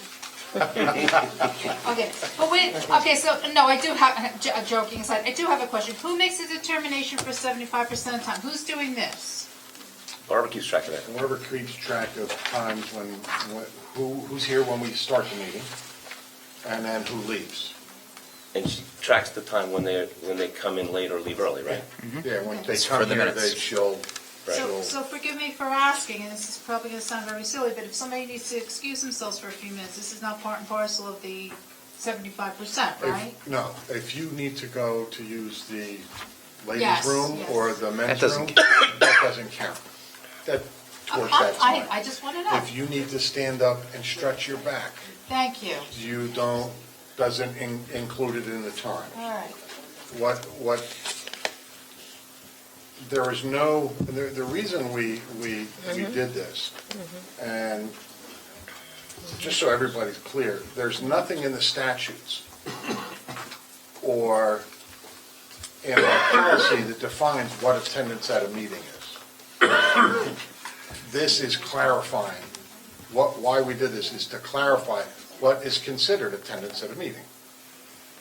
So if you miss a meeting, or you're there 50% and you leave, your votes would still count, but your attendance wouldn't count. Who Right. came up with the 75%? Well, Joe originally, I think you threw out as 50%? Yeah, I didn't have 75%. Yeah, and then we moved it up to 75% in the committee. And there was the claims that it was directed at our distinguished board member, and it's not. You know, it's just in general, you know? It's impossible to define what attendance is without a definition. Without a definition. And the state of New Jersey doesn't even have something that's easily found. Oh, there's nothing in the statutes. So, but I think we need to go back and vote on the amendment. Yes. And then we can go back to discussion on the main. Right. Yep. The main policy change. So the amendment just to take out. The legal report. The legal report from. Yep, from the agenda. That can just be, What's that? that could just be a consent, like Yeah. all in favor. Is that all in favor? Aye. Well, do we have to do a roll call on that or no? Any opposed? We don't have to. No, okay. No, or No. Mr. Roselli says that. Not on that, on the approval On of the- the policy we would. On the approval of the policy, yes. All right, so, So that's the approved. amendment taken care of. Is there any other discussion on Yeah, I think Policy you change. explained already. Policy Last week's meeting, there was a lot of discussion about various things in here. There was a lot of objections to various things. We basically took out everything anybody really objected to and left this in so that we have something as a benchmark to use to determine what attendance is. Because it's important that all board members attend the meetings. I mean, Terry, let's look back at our goal-setting meeting. We had 4 people. Right. You know, We did it as a committee, you're right. We did it as a committee. And- You're right. And that is the most, and one of the most important things that we can do as a board is. Right. Can I ask a question on that? I mean, it's not a little Go ahead. big, I guess, but, so I couldn't make it to that. I mean, things You were come up, away in you know, I was business. away or something, but, you know, is that the kind of meeting that you can say, listen, if we need more people there, can we reschedule? I mean, I felt like it was like not flexible to move. That, we set that up 5 months in advance. And I set that up But I worked, because, you know, in no, advance. and you weren't on the board when we set that meeting up anyway, Nicole. I understand that. But we set that up with New Jersey School Boards, and she has got like no windows. I had to pick from a couple of dates 5 months in advance to get her here to assist us.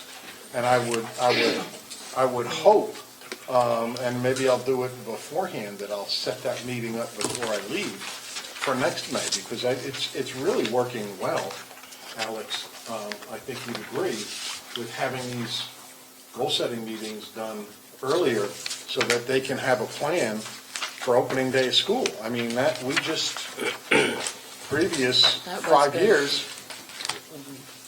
we weren't having any, we were going through the motions, making goals, and then we'd never discuss them or make a plan. So it's really important to keep the district moving forward. So maybe I'll reach out to Kathy Hellowa and set that, and I'll give the information to Alex. But I think it's prudent for this board to continue doing that. You know, there's an old saying, when you don't know where you're going, you're going to end up somewhere else. And we never knew where we were going, and we weren't improving. At least now we're seeing action and movement. Go ahead, Debbie. All right, I'm bothering my sidekick in crime over here because I noticed, to Mr. Novak's dismay, that I noticed that education report is not part and parcel of the list here. So I don't know if you want to consider that under staff comments and recognitions, because if you normally fall underneath Could be under special superintendent's reports. report. Should we add that? It could be under special reports. if you- Okay. Yeah, I'm fine with putting it there. I mean, normally what we have after the superintendent's report, I mean, if, you know, Well, I'm special just reports and saying. correspondence. Yeah. We're just going to peek over. Because that's And I also, legislation. All right, Debbie. I also, if you want to, you can do want it, to make an but amendment and add that in? No, I'm just asking what you guys were thinking. I wasn't- think we should. You know, I was just going to say, You bring up a very good point. that's true. I just want to say that the superintendent and board president are supposed to set the agenda as well. So even though this is in the bylaw, if something else needs to be added, they can do so. At any time down the, Yeah. okay. And that's right out of the law, so. I just want to make can't- sure. So let me ask you, Alex, would you like us to add education report onto this? No, we did it every month. All right. All right. Now, one other thing I wanted to mention, and I do, by the way, I do have a little bit of a prepared thing to kind of address and comment on some of the stuff that was said last week. But in the discussion about the 75%, the policy committee looked at that and said, well, we are elected officials, and we are supposed to attend if the people elect us. So that's one of the reasons why we made it 75%, because we know people have to come late from work or leave early because they're going to work early in the morning. But that shouldn't, we didn't really feel that that should take 50% of the meeting to do. So if you're going to come, you come. If you're not going to come, then you're not attending. So that's how the committee kind of looked at that, and to give it kind of a little bit more perspective. Any other discussion? If there's no other discussion, I'm going to read this little statement here. And it just says, it has to do with board conduct. Okay. Yeah. At our last meeting, focus was put on walking around the room and targeting of an individual board member.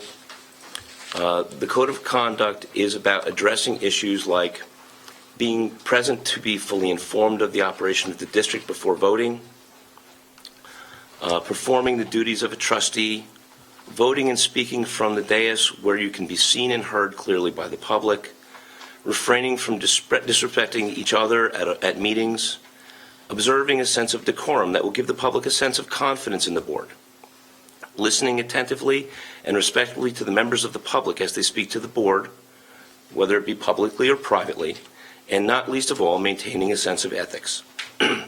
It's a set of expectations to which all of us should be held. We need to move away from the discord that has arisen this year.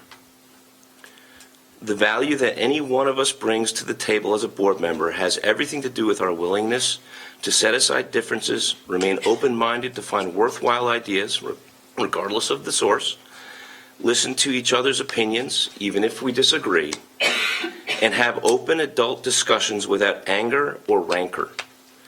We need to seek to understand each other's reasoning to find the best ideas for the students, staff, and the district as a whole. I have changed my stance on issues several times after listening to a different perspective at meetings. If we are unwilling to communicate, collaborate, and think flexibly, we bring no value or worth to the table, not as a human being, but as a trustee. Likewise, if there are problems or concerns we have about one another that detract from the work we need to do, we should be willing to talk them out like adults, one-on-one. We don't have to like one another, but we do have to be civil, have two-way discussions, and collaborate for the kids, the staff, the taxpayers, and the betterment of the district. This means acknowledging and discussing the problems, as well as championing all the good things that are happening here. As our kids are taught in the West Milford schools, we need to let go and move on. We're not always going to agree, and we may never like one another in some instances, but the time we put in here, this time away from our families, is valuable and is far better spent focusing on the students, the staff, and the good management of the schools. If we are going to be all in for our students and staff, all 9 of us need to remember that and work together. Thank you, Glenn. Go ahead, Debbie. Are we going to vote on number 15? I'm sorry. I thought that's what his. Yes. Oh, okay. Oh, that was the discussion. Yes. Okay, thank you. I thought that was conduct, and we were talking about the order of the meeting. Okay, thank you. Okay. Maybe it's a day late, dollar short, but possibly down the line, maybe we should talk about electronics during meetings. That's a different policy. Add that in down in policy. That's a different policy. That's a different That's a policy. different policy. That would not be part and parcel of this then, is what you're saying. Conduct. That's a separate policy that we would have to discuss and And implement. there is one, so if you want, if you look on the index Okay, that's online, you can see it. all right. Bring it up at the next meeting. I will. All right, or better yet, send it to everybody on the No. policy committee. I'm on enough committees, but thank you. Okay, will do. All right? Yes, sir. Thank you, Debbie. Any other discussion? No. No? Okay, roll call, please, Barbara, on item 15. Mr. Seidowitz? No. Mr. Drew? Yes. Mrs. Dwyer? Yes. Mr. Foodie? Yes. Mrs. Fritz? Yes. Mr. Huber? Yes. Mrs. O'Brien? Yes.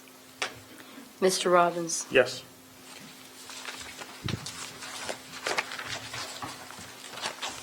Okay. We are moving on to, I believe it's you, Will, Okay. if I'm not mistaken. It Parks is. and Recreation, it is. So at the October meeting, I just wanted to commend the two gentlemen that came and spoke about possibly putting a skate park at the Nozenzo Pond Pavilion. It was a very good presentation, and good luck in your endeavors. To all you youngsters out there, you can call Santa on December 12th from 6 to 8:30 p.m. and read your Christmas list to Santa at 973-728-2862. And in the discussion about fields, we spoke about fields that the elementary schools have, and I asked the question of which field do you think is the best option to work on if given the choice? And they decided that Marshall Hill is the best field because it already has lights, and the problem that they currently have at Marshall Hill Field is that the fence is a little out of repair and a little bit of a safety concern. Thought we fixed that. I asked the question. I mean, they gave the answer. I could bring that up to them on the November 16th meeting at 7:30 p.m. at the Township Library. And that concludes my Parks and Recreation report. Yeah, we replaced the fence and did a whole bunch of work up there. I mean, it does need probably soil and things like that, A correct? year ago in spring. Yeah. Yeah, because the men's soccer league was complaining about it. I thought it was the men's soccer league that was complaining. Soccer or softball, men's softball league. One of those. Yeah. But it was the men, they said it was really Yes. dangerous. Yeah. And so we had it repaired. Yeah, we redid all the fencing. I will report that to the Recreation Committee. Well, obviously, they haven't used it.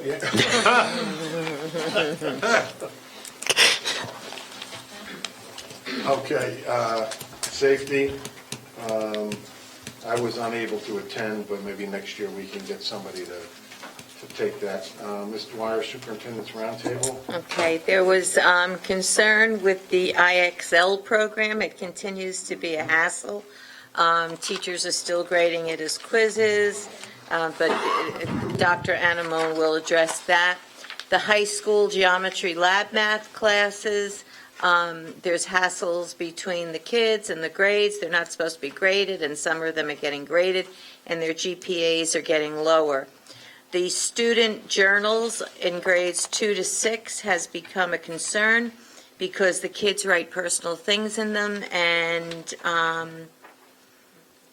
they're concerned that the principals and the supervisors are reading them, and it's only supposed to be for the kids. Why weren't the flags lowered to half staff after the Las Vegas shooting? That was a concern. There was a question about random drug testing, and they would like a monthly report. I don't know, Dr. Anamone, if that's legal, to give them a monthly report on the... Okay, yeah, oh yeah, that's right. It'll be your job. Okay, questions about the bleachers on the turf field, a safety issue. They wanted to know if they were up to code. There are going to be parents coming before us and speaking about it. Notification about events in the district need to be made sooner. There's not enough time. And finally, the CPAC meetings need to be put on the master calendar. And that's really all. Upper Greenwood Lakes water issue, they would like a timeline for remediation. Okay, and that's that. Thank you. I would just like to point out, Terry, I know people have said about the bleachers and are they up to code? If that's a concern, then I guess we should knock down every building in the district because they're not up to code. Well, this is just what. I'm just saying, we can do an easy fix, I think, on those bleachers without going crazy. So, but I'll leave it at that. That's you guys are going to have to discuss that with the members, the new members of the board. Is now an okay time to make a mention about bleachers? Or should I do it under old business? It's in old business. It's in old business, so. Okay. Mrs. O'Brien, I'm going to ask for you to do both. You have the Passaic County School Boards and the Education Foundation. Sure. So if you don't mind, I'll let you do both of them. Oh, sure. All right? Okay, no problem. Passaic County School Board Association meeting, the next meeting is on December 4th at the Brownstone, 6:45 p.m., 9 p.m. They don't have a agenda posted yet. Right now, that's considered just a quote-unquote general meeting. They usually have presenters, but like I said, at this time, there's nothing. What date was that? December 4th, which I want to say is That's a Monday. Monday? Okay, that's good. That's a Monday. I will be there. I wasn't at the last meeting, but I want to mention the meeting that I went to Wayne Hills High School with my partner over here, Mr. Drew, was phenomenal with the STEM programs and the presentations. It just blew both of us away. Robotics. The robotics. Oh my gosh, just amazing what these kids can do. So I'm hoping it'll be just as exciting, but something tells me it won't be. The West Milford Education Foundation, they're having PJ and Hat Day fundraiser district-wide on the 22nd of this month, which is next Wednesday. That's what I have right now. Meeting forthcoming, I don't have a date for that at this time. Okay. PJ and Hat Day? PJ and Hat Day. Hat Day's for the older kids, PJ's for the Oh, I thought they were a joint wardrobe effort. Well, no. Well, that could be interesting. Yeah, that would be, yeah, Okay, thank you. you're Mr. welcome. Seidowitz, New Jersey School Boards. So in October, there were 4 members that went to the workshop down in Atlantic City, and it was chock full of great information for school board members. And it was there that we did our mandatory governance training also. Well, some of us. And I do suggest that if you have the opportunity to go in next year's edition, please do. It will only make you a better board member. This Saturday is the delegate assembly, which I will be attending, and I will report back as to what resolutions they will be voting on at the delegate assembly. And that's my report. Thank you. Thank you, Okay, Will. thank you. Mr. Drew, Nothing to report on. on either one. Okay. Nothing to report on the joint committee. And Mr. Huber, CASA. Okay, we had a meeting last night, and quite a lot, so bear with me. The CASA committee, of course, combined with our district to do the Safe Night, which, kudos, gentlemen, fantastic job putting it together. I want to thank CASA for footing half the bill for the speaker, and really actively, for both of you, both the administration and CASA, for actively going after things that will help prevent drug abuse in our community, especially with the youth. CASA is looking to schedule a Hidden in Plain Sight for both the middle and high schools come spring. Obviously, they'll coordinate with Dr. Anamone.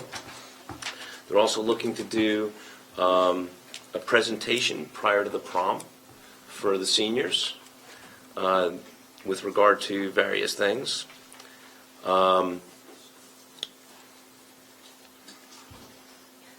They're talking about the possibility of doing a panel discussion with teens that may be interested in doing it. It would be completely confidential, private, kind of like a group session. Nobody would have to participate. That's not a decided thing yet. They still have to work on that with Dr. Anamone and see if it's even a possibility. Let me see. I have a few announcements on different organizations in town, so I'd just like to get these out publicly. There is one called HOPE. It's for families with addicts. It's like a support type of thing. Out of the Living Word Church at 93 Lakeshore Drive in South in Hewitt. It's up on the mountain, right? What's that? I think that's up on the mountain.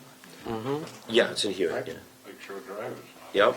And they're having an event on November 23rd. I'm sure that if you were to Google it, you would find it. If not, anybody can contact me, and I have the phone numbers for the folks. Did you say November 23rd? Yeah. Yeah, That's November. Thanksgiving. Isn't it Thanksgiving? Oh, that's what it says on the flyer. Okay, so you're right. It is. I don't know. Maybe that's a typo. In any case, I might as well. The phone number to contact them is 845-988-7325 for Laura and 845-988-7658 for Joe. I'm going to pass these around so other board members have this information. The flyer's a little outdated, but it has the contact information for the monthly meetings, which are the second and fourth Thursdays of the month at 7:30. Again, at the Living Word Church in Hewitt. Okay? There's another organization, a Naranon Family Group organization. This is for family members with families with family members that have a narcotics problem. Okay? They meet at the Journey Church at 184 Marshall Hill Road in West Milford, downstairs, back behind the playground, Mondays from 7:30 to 9. And if you have questions, you can contact Naranon Main HQ at 1-800-477-6291. And last announcement is there's going to be a Stand Up to Stigma event. It's Let's Talk About Mental Health, and it's okay to talk about mental illness. This is being presented by the United for Prevention in Passaic County on Friday, December 15th from 9 a.m. to 12 p.m. at William Patterson University. I suspect you can get any information you want off the William Patterson website. And that's what I have for CASA. Dr. Anamone and Janice Garish have been attending the CASA meetings. I want to thank them for doing that. They've had some really great input and have been able to provide information as CASA has questions about important issues within the schools. Is there anything I missed, Alex? Okay. All right. Thank you. Okay, we're going to move on to old business. First on the list is flags at district schools.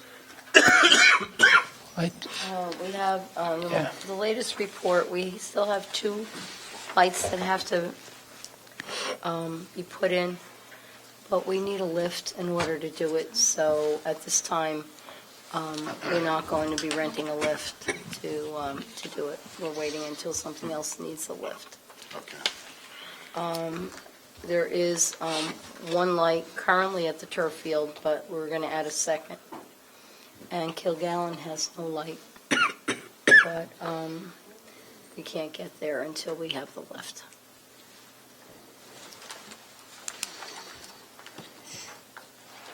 Okay, bleachers at McCormick Field.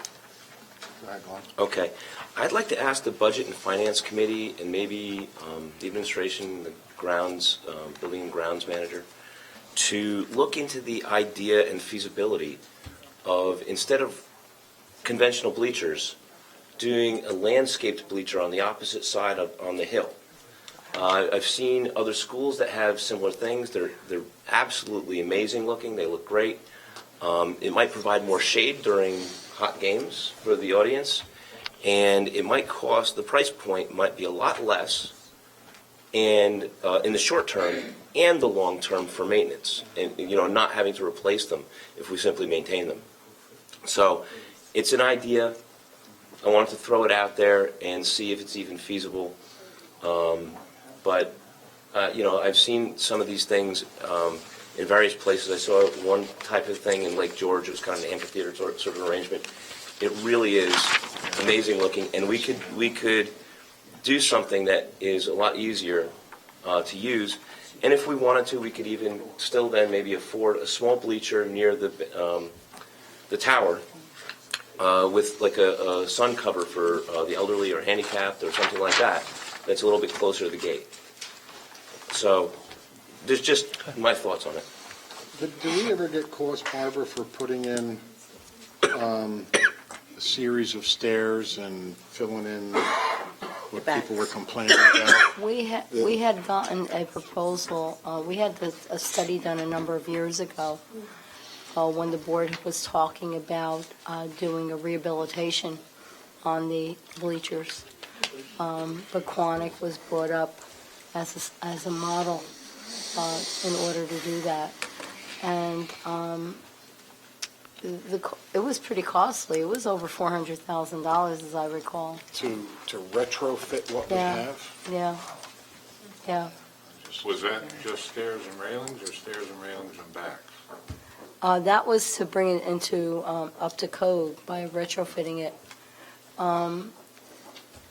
And as I said, they were using Pequannock as a model because Pequannock had done it quite a number of years ago. But Pequannock has since gotten rid of those bleachers and put in a new set of bleachers. Wow. So we do have a study that was done about 2 or 3 years ago. I know that, I think it's Mount Olive just redid theirs recently. Yeah, they just did theirs. Beautiful. I mean, Yeah, probably with more than we the need. cover and the They're lights. covered, and they have a lot of storage, which I think Yeah. we could benefit the storage. I mean, they were probably. Yeah, and it would make sense to, if you elevate, to put storage underneath because, that's what I have in my town. When they replaced, we had concrete ones at one time that were done with the World War II projects. Yeah. And, they were great until they had water infiltration and then they were compromised and they had to be removed. But with the elevated bleachers, at least then you could put a storage or even a concession stand underneath. Did we have a price on just replacing what's already there? Just to get an idea. About $500,000. About 500. And it's possible to lease purchase them so that you wouldn't have to take that whole thing out at once.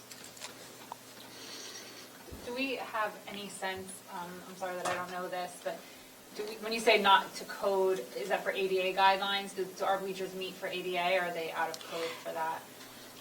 Yeah, for ADA, safety purposes. Our insurance carrier has come out a number of times and pointed out things to us. And that's why we had the engineering company come in and do a structural survey a few years ago. If board members would like to review that, I could certainly provide that information to them. You can put that on the board members page. Mm-hmm.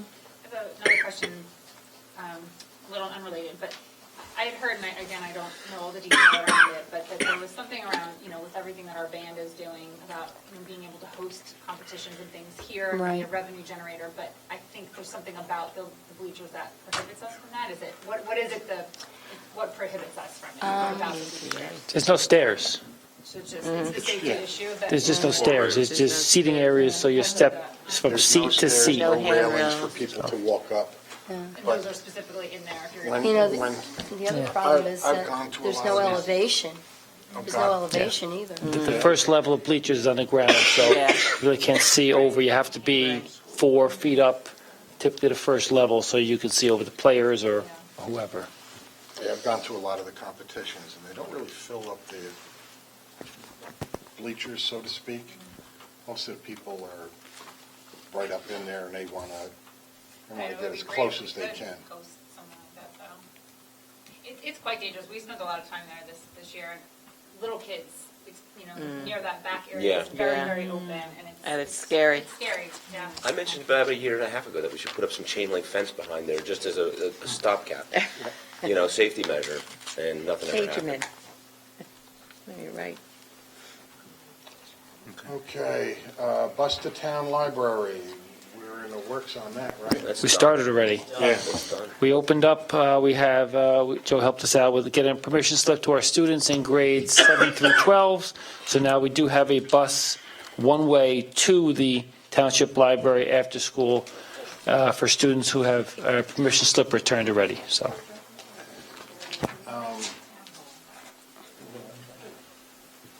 Oh, I'm sorry, Will. Actually, a statement. I had a young guitar student of mine say that it was the greatest thing that ever happened to their after school. So thank you for thinking of it administratively and implementing it. No, I think it's great that we're doing this. I was a little surprised. They said there's a possibility of 2 buses to do this with. And on one of the big buses, there was 35 vacant seats, something like that, which is surprising to say the least. We need to look at some efficiencies here. I mean, we could have done that with a smaller bus, I believe. Not really. No, it's very efficient. No, when I say Because you have your high school kids going out. It is efficient. You have your high school kids that are going out, and there might only be 19 kids on that bus, but it's going to an elementary school where you're picking up 30 or 35. So there is a 2-tier efficiency there. No, I understood. I understand but we're not putting elementary school, the high school kids are dropped off, then the buses go To the their elementary schools, school. after they've dropped off the kids from the high school. No. If you have a bus that's going to Marshall Hill School, Yep. the high school kids and the middle school kids are on that bus in the Marshall Hill area. They get dropped They get off. dropped off, and then they go to over Marshall Hill School. Correct. Right. No, what So, I'm saying is, if we got a bus that's going to the high school, leaving the high school and the middle school, and we're picking up kids from the high school and middle school, because that's all can go to the library, correct? right. Then if we have 35 vacant seats, we should be looking at, why are we sending a bus that's less than half full out? If all of a sudden now we're saying, well, we'll use that bus to drop kids off at the library. No, the whole rationale was not to have additional buses. The rationale was to look at the Use it space what that we was got, available. correct. So that bus has to pass the library in order to do its run. And it had the seats available. And there's other buses that would also have the seats available because they have high school and middle school students for those individual elementary schools where they're designed to go. You have a 2-tier system, so it's really only one route. So the efficiency is there. And if you can't have a separate bus just dropping those students off. What I'm saying is that we need to look at, if we got buses and that are going out with 10, 11 kids, it just doesn't make a whole lot of sense. What I'm saying is, I'm just saying we should look if we can create any efficiencies by looking at what we're doing with the transporting. So you're not really talking about the library stuff? I'm not talking about the library, not at all. I'm just saying that we should be looking at any efficiencies. Well, our efficiency rating currently is over 100%. So I think we're doing a pretty good job. We do have a 2-tier system so that the big buses are picking up your elementary students and your high school students, which is considered one run. You also have situations in the wintertime. You have high school kids that might be driving to school at this point in time, But come wintertime, you have to have seats available for them on the bus in case they take the bus, and they're not allowed to drive. So you have other things that might come into play, and you have to be able to anticipate that. You can't send a 24-passenger bus out because you only have 19 high school kids to then do a Marshall Hill or a UGL run where there's 35 or 40 kids. So, and if you try to compress those runs into fewer buses, then the students are going to be on the bus for a longer period of time because the neighborhoods are so far apart. So I think it's important that everybody recognizes that the transportation department, when they do the routes, are trying to consolidate the runs as much as they possibly can. But you do have a large area to cover, and the more you consolidate, the more time it's going to take. All I was saying, and all I meant is, if we've got buses that are going out with little from the high school, middle school, we should also look at what's going on at the elementary school. You know, because if we got buses going, it just doesn't make a lot of sense to me to be sending a bus out with so few kids on it.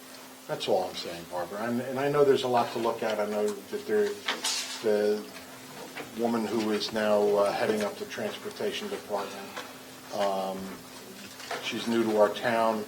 It's a big town. I don't know everything. I'm making a blanket statement. I'm not saying that we have to. I'm just making a blanket statement, that's all. Well, I'm just trying to explain it. And I understand. I'm just trying to explain the fact that that's only part of the run. Yep. And you're still picking up 30 or 35 kids on the other end. Yep.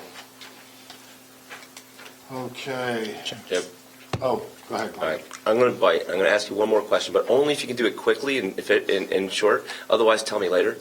I'm going to bite and ask you how we can have an efficiency that's more than 100%. Because that's the way the state does it. If you had single tier busing, which means that if you had a bus that went out to pick up individual kids, and you had,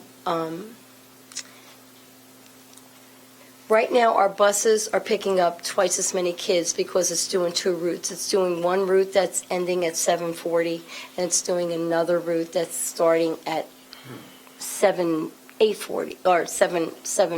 It's ending at 7:20, and then they go out again. So it's really the same bus. You're only using one bus instead of two buses to do that. To do two routes, okay. So that's how your efficiency is more than 100%. I see. All right. It's a two-tier. So the explanation basically is that the state has an interesting way of scoring it, and that works. Well, I'm sure that they have a formula that they use, but our efficiency rating is over 100%. Okay, Hillcrest RFI, do we have anything to to send out? Joe and I haven't Yeah. talked about it. We haven't talked about it because of the school boards convention and some other things that were in between, but I have an appointment tomorrow to talk to one of the public real estate attorneys in my firm to just make sure that there's nothing I'm missing before we put it together and put it out. So hopefully next couple weeks. Okay, we have on here Wallace property. I think that was, I think you had mentioned last board meeting about something about the Wallace property, and we just picked up on it. They are doing a complete reorg of the board, stemming from the emails that were sent to both the town council and the school board. So they're reorganizing their board. There's some people stepping down, and hopefully they can get some of the people that left back on.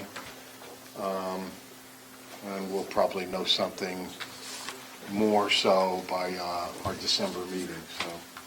So that's that. And Highlander Productions. Oh, that's... Hey, Nate.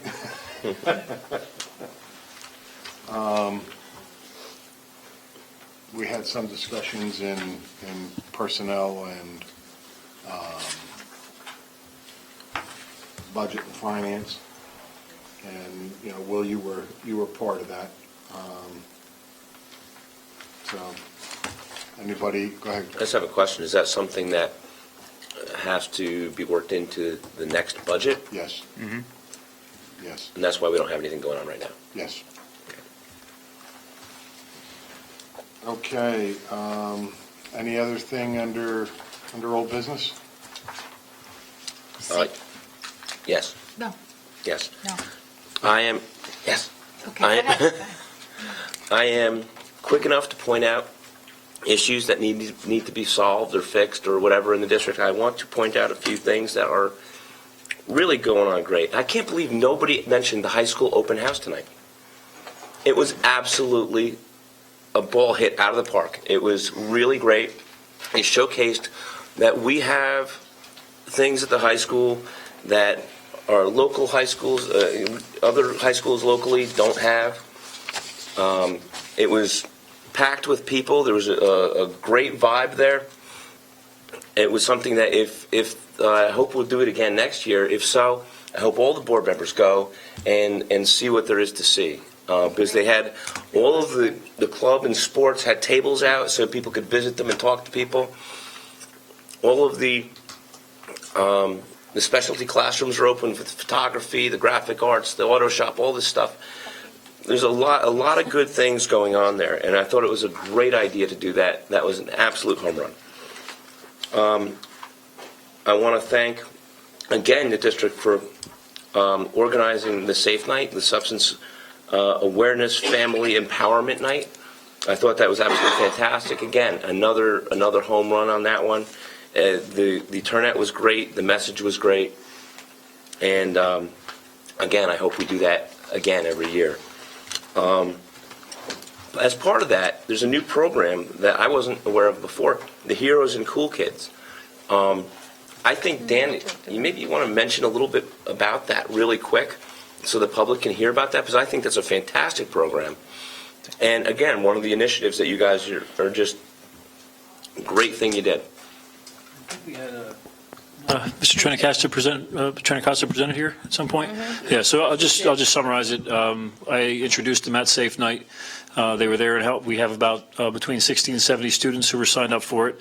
The name of it is exactly what it says, Heroes and Cool Kids. So our heroes are our high school mentors. They're students who applied and were vetted by our staff in charge of the program. They were trained at Bergen County Community College for the program and how to talk to younger students, how to be a role model, how to be a mentor.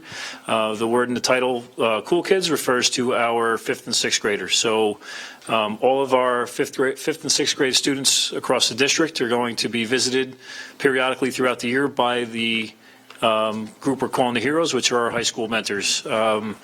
And it's, one of its big primary focuses is on substance awareness and, allowing our 5th and 6th grade students to have that opportunity to talk to a mentor rather than, an adult staff member that they may or may not find comfortable and that sort of thing. So every kid needs something a little bit different. When we worked with CASA, some of the information that we received in terms of what are statistically significant structures that prevent substance abuse and and encourage substance awareness, and one of those high factors on the list was mentoring. So this specifically fits that role in our district and throughout the community. So thank you for bringing it up. It was nice and it was a lot of fun to introduce them that night. We had breakout sessions with 5th and 6th graders, and we were able to put our heroes in there with them so they could get to know them and get acquainted with them before they actually see them in their classrooms. So great initiative. That was great. And the last thing on my list, I want to thank you again for getting the library busing together. I know there's a lot of families in town where these parents work and they simply can't get their kids to the library early enough to take advantage of it. And you guys have worked with the library to get Chromebooks over there, and I just think it was a fantastic initiative. Okay? And thank you very much. Kudos. I piggyback off that. I agree 110%. I have a 6th grader, and we were at a couple of those events, and She's super excited to get to middle school, get to high school. She was going around to the tables. I think she's a future yearbook committee person. She must have hung out at that table for a while.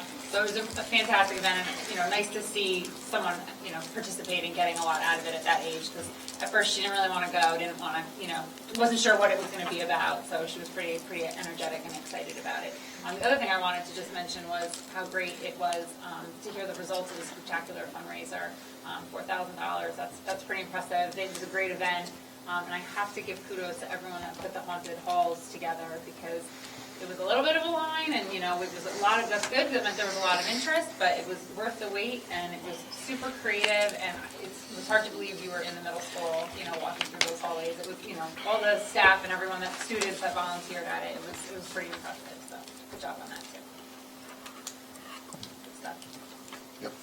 Since we're in a season of thanking people, I just want to acknowledge two of our elementary principals in the back of the room. They represent a group of administrators who helped work with their staff to advertise these events. Safe Night isn't a success, and Open House isn't a success, or Spooktacular isn't a success without people coming. And we really relied on our elementary principals, our elementary staff to get the word out and try to give people a glimpse of what these events would be, having never seen them before.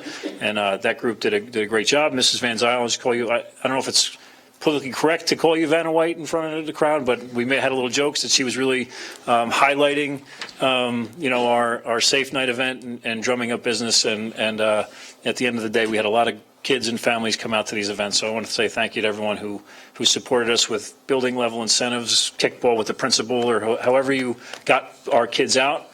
I want to say thank you for that.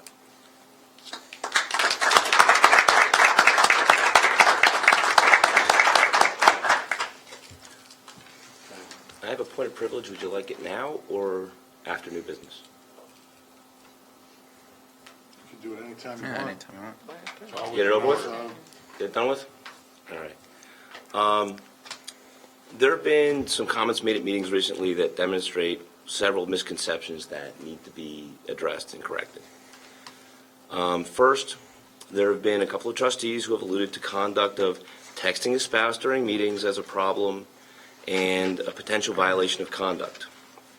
This is clearly aimed at me, since my wife is the only spouse that attends board meetings. It's interesting that these are the same folks that defended the right of trustees to do more disruptive things at meetings. Most, if not all, of the trustees have their phones with them at the dais. Most check the time periodically. Some have children or elderly parents that they want to be available for in case of emergency. Mr. Foodie has been known to look up policies to aid discussion. While it may look like I am texting, and I have texted once or twice in the couple of years that I've been on the board, there are other things that can be done with a phone. That having been said, anyone who knows me knows that I'm not a texter. In fact, it's my least preferred means of communication. It's actually a running joke with my family and friends how low-tech I am and not very good at it. Had either of these board members approached me and expressed concern about me texting from the dais, or even asked me if I was texting, instead of making public accusations, I would have been happy to explain. Having had 2 heart procedures in the last year and a half, I have an app on my phone prescribed by my cardiologist that measures heart rate and records a 1-lead EKG. This is how my second surgery was diagnosed. It's called Cardia with a K, K-A-R-D-I-A. For anybody in the public who has a family member or themselves that have a cardiac issue to monitor, I highly recommend it. It only costs about $100. And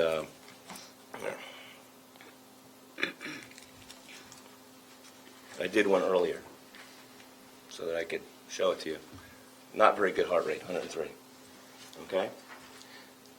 This is what I'm generally doing if I hold my phone down below. Okay? Anyone who watches the meetings can probably imagine that they can be stressful. It's probably no surprise that I may need to check my heart rhythm occasionally, sometimes more than once during a meeting.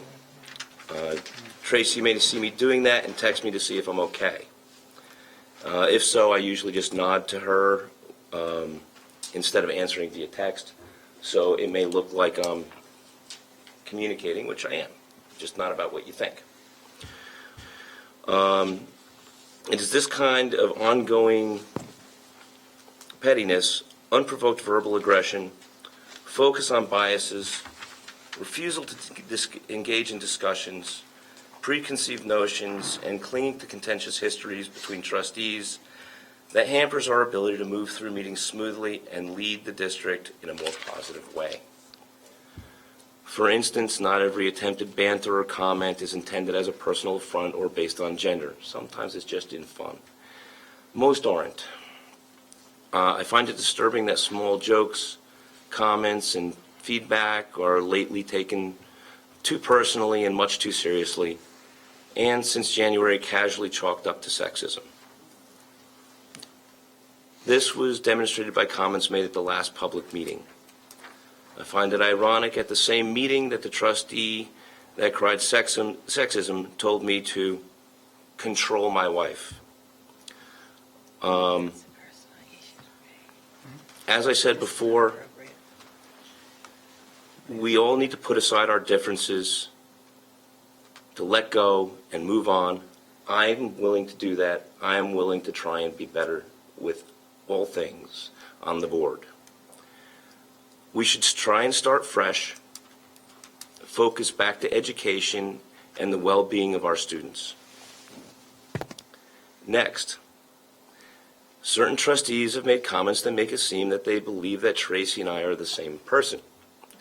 I assure you that we are not. We do not share a brain. Tracy is a fully formed independent adult, a parent of a child in the district, a taxpayer, and an independent professional. She's a director of human resources in a multinational company. Not much. With her own opinions and priorities. I have my own. Sometimes we agree, other times not. Tracy administers a social media page that acts as something of a support group for parents of bullied children and children with violated or poorly followed 504 plans and IEPs. She helps them navigate the proper procedures for resolving these issues within the district. She has unique and private information provided by parents that confide in her. I am not privy to that information. I have confidential information of a board member, and she is not privy to that. These differences in information are often the basis for different conclusions and approaches to solving problems in the district, which is what you often see when Tracy speaks in front of the district. Tracy does not speak for me, but she does speak on behalf of many parents, so I do suggest you pay attention. Finally, our community members have the right to express their opinions regardless of who they're married to. For the time being, we still have our First Amendment rights. Nor is it a conflict of interest with my position as a trustee for my wife or any member of my family or any other trustee's family member to express an opinion publicly. That's the American way. Thank you for listening. Now let's please try to keep our eye on the ball and keep the students' academic achievement and well-being our first priority. Thank you. Motion to close all business. Second. All in favor? Aye. Okay. Any opposed? All right. New business. And Mr. Drew, I know you had wanted to speak, so go ahead. I would like to make a motion regarding Teacher of the Year recognition. And I've talked to most of the other board members about this. What I'd like to do is in December of this year, any teacher who received Teacher of the Year for their school would get $500. Any teacher who is Teacher of the Year for the district would get $1,000. Any teacher who was Teacher of the Year for the county would get $2,000. And any teacher who was Teacher of the Year for their state would get $4,000. And they're mutually exclusive. They're not added if you're one or the other. Just so you're clear, if you get Teacher of the Year for your school, you get 500. You get Teacher of the Year for the district, you get that 1,000, so you would get an additional 500. Yes, you get a total of 1,000. Yes, yep, okay. So I just wanted to make sure that everybody understood that. Anyhow, that's my motion, we'll discuss why if we want to. I'll second the motion. So, any discussion? The thought on this on my part is I really would like to recognize outstanding performance. If you talk to any of our Teachers of the Year, they're just amazing people. They make learning fun, they're creative, they motivate kids, and there's just no substitute for something like that. The reason to do it here, one, I didn't want this to be confused with the political process at all. It has nothing to do with that. Two, this is a good time of year before or in December to give somebody some extra chance. I think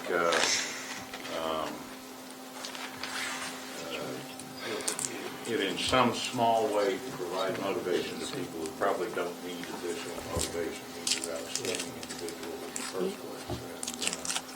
And, but maybe some of the other people can look at that and say, well, that might be worth trying for. So a little bit of motivation. And finally, it's just impossible to compensate really good teachers adequately.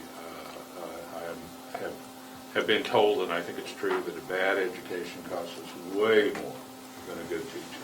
So I'd like to do a little bit of something to recognize outstanding performance by some of them, because we've had many. Okay. I was just going to say, can we wait till after executive session? It's a good idea, but I just want to talk about some things before we vote on this, if that's possible. Sure. Okay. I may not be able to stay that late. You're right. I'm running out of cough drops. Want an output? No, just won't. No, not me. Thank you. I have some here. Since we'll wait and we'll discuss this in executive session, Steve. Okay. Is there anything else under new business? Seeing none? I'd like to close new business. Okay. All in favor? Aye. Any opposed? But if we decide to do something, we can take action on that after executive session. Okay, we're going to move on to petitions and requests. Petitioners who requested to speak prior to the meeting will be first with 5 minutes for each petitioner for a period of 30 minutes, and then time permitting, other petitions and requests limited to 5 minutes per petitioner will be allowed until the 30-minute period transpires. All speakers are asked to give their full name, spell their last name, provide their address. Speakers may not use the names of students during petitions and requests. We have one person, Carolyn, I'm not going to pronounce your name. Riccardi. Okay. It's all yours. Hello. My name is Carolyn Riccardi. It's Ricciardi, and I live on Hancock Drive in West Milford. And I'm here tonight to talk about more recess time for the children. Sorry, I'm a little shaky. I've been sitting for a long time. But I want to start off the meeting by saying that I've been a resident of West Milford for about 5 years. And when we came to West Milford, my older daughter, Sophia, she was actually playing the flute tonight. She was the one over here. Thank you for letting me get her. She entered in first grade, and every teacher we've had at Maple Road for the past 5 years has been great. I have not one complaint about any of the teachers. They've all been, they've all communicated with me about my children. It's been very nice. Principal Kane also has been phenomenal. I actually came to him with this issue a couple of years ago, and he sat with me, and he was receptive, and we tried to think of ideas to help the kids moving. So I appreciated that, even though the problem wasn't, completely resolved. But it started, I noticed that Sophia, when she was in third grade, the jump to second to third grade is a really, really big one as far as the curriculum is concerned, in my opinion. So I started seeing her kind of zone out a little bit. And actually, it was noticed by the teachers also. We went in, we had a meeting, and we talked about different exercises that we could do for her. Okay, so we practiced them at home. Some more time goes by, and she's just forgetful. She's losing interest. And then she starts complaining about no break, no time. I'm like, okay, so that sparked something. So then I review her schedule.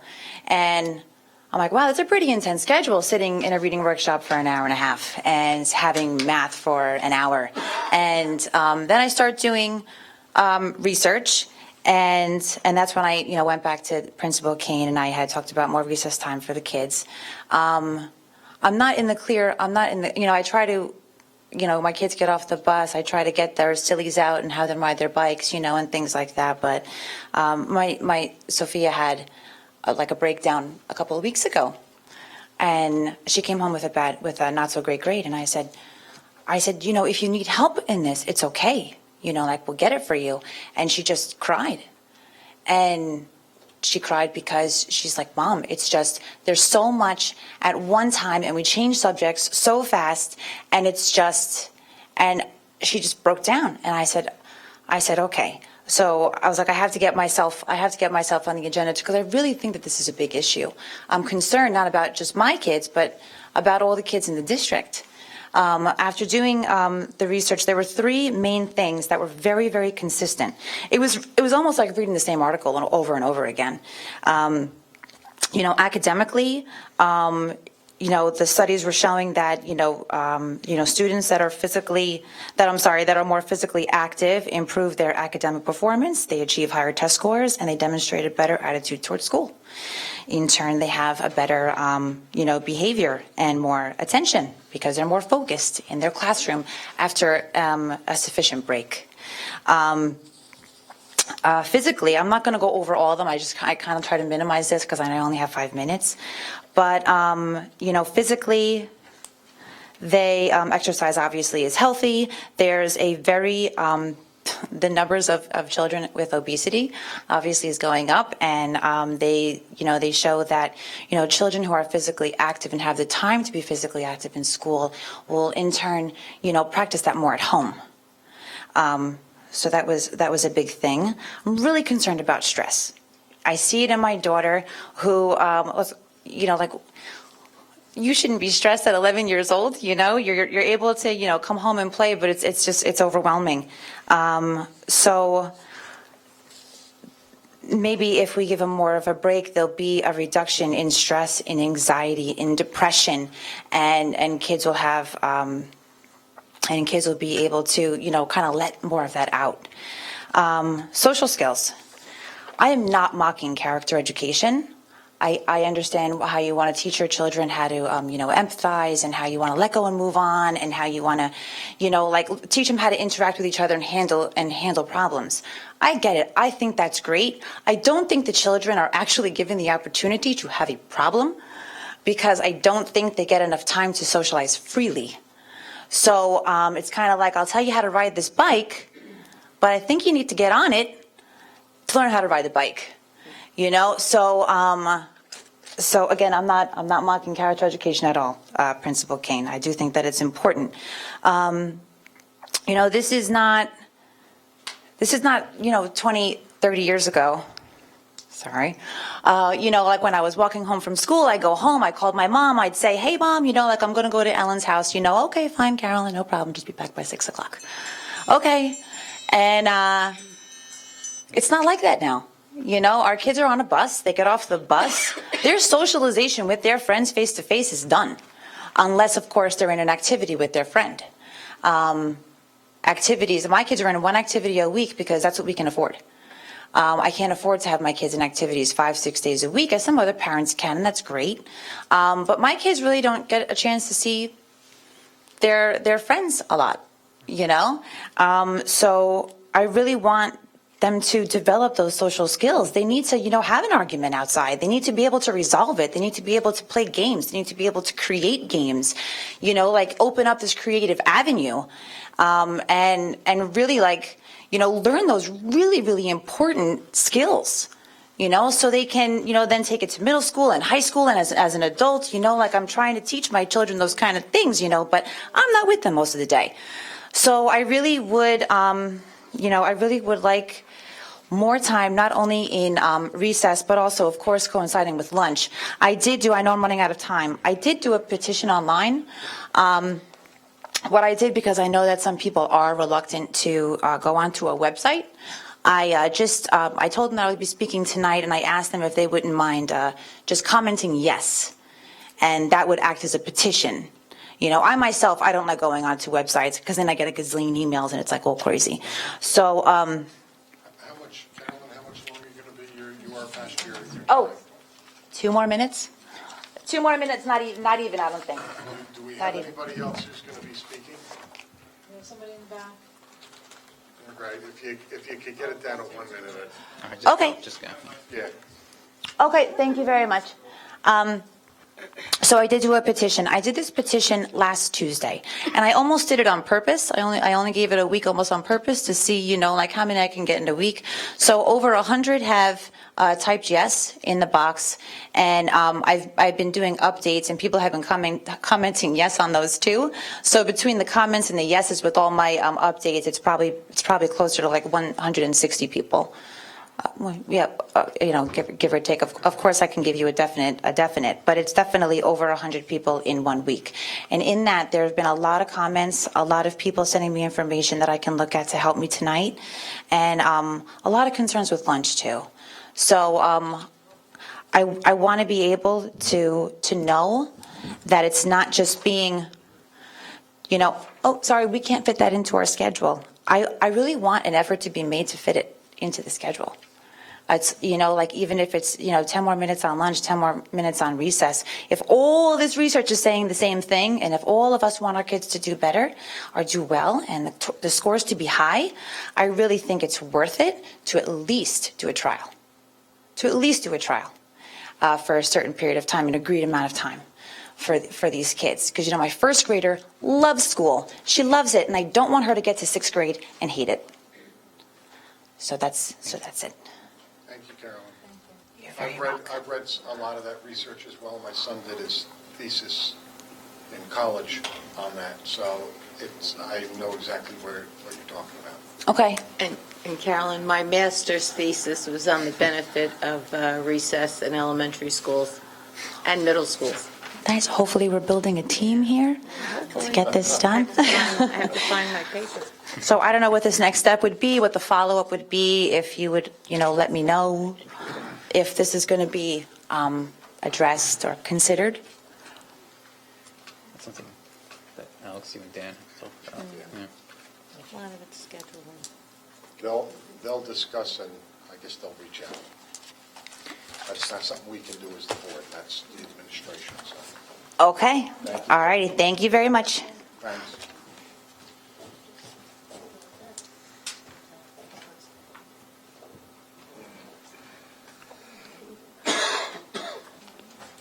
Good evening. My name is Miko Almaleh. That's A-L-M-A-L-E-H. I live on Cliffside Drive, and I want to talk on the same issue. I'm not going to be redundant and mention the same topics that she touched on. I grew up in a different country, came from a different public school, and I remember having 10-minute breaks between each class, and that made a tremendous difference. I remember playing basketball 3-on-3 in 10 minutes time. I remember being quite active, having a 1-hour lunch and recess break, and I think maybe that's too much for our school system, but I strongly believe that our kids need at least a 5-minute break from subject to subject, either to go outside the classroom, go talk to their buddy in the 1st or 2nd grade that they're not in the same class this year, do something, just get out, maybe run around the hall, come back inside, do some kind of physical activity. I strongly believe that it's going to benefit the 1st, 2nd, 3rd, 4th graders. I would plead to the board to look into this, either extending the school day, maybe half an hour, come to some solution somehow for the sake of our children. I cannot emphasize more on the benefit of having some physical activity. We all know that little kids, they're not going to have more than 25, 30, or 40 minutes of attention span. Even in college level, classes are not more than 50 minutes. That should tell something. So if a 18-year-old person can have a 50-minute attention, a 6 or a 7-year-old is not going to have more than 25, 30 minutes. And having them a 2-hour class, I think, is way too much. Please find a way to look into having a 5-minute break that is not academic. Let the kids go outside and run around. Thank you very much. Thank you. Anybody else want to speak?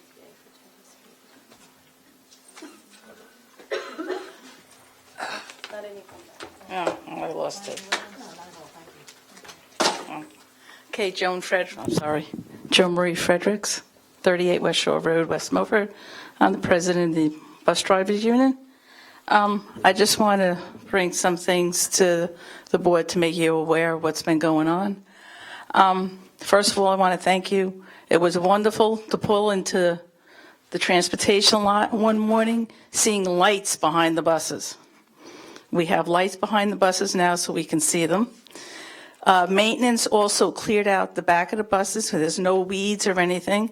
The only thing that was a little disappointing was that when our buses pulled in from Allentown at like almost 1 in the morning, between 12 and 1, the lights weren't on. And that was just the issue because of a programming problem, and they fixed that. Okay? And also, when you were talking about the buses with the engines swapping, that bus is a flat nose bus, and you can't switch a flat nose with a full nose bus. Okay? And also, I just wanted to tell you that we want to thank the elementary schools, the principals, and the PTAs for allowing us to participate in the trunk or treats.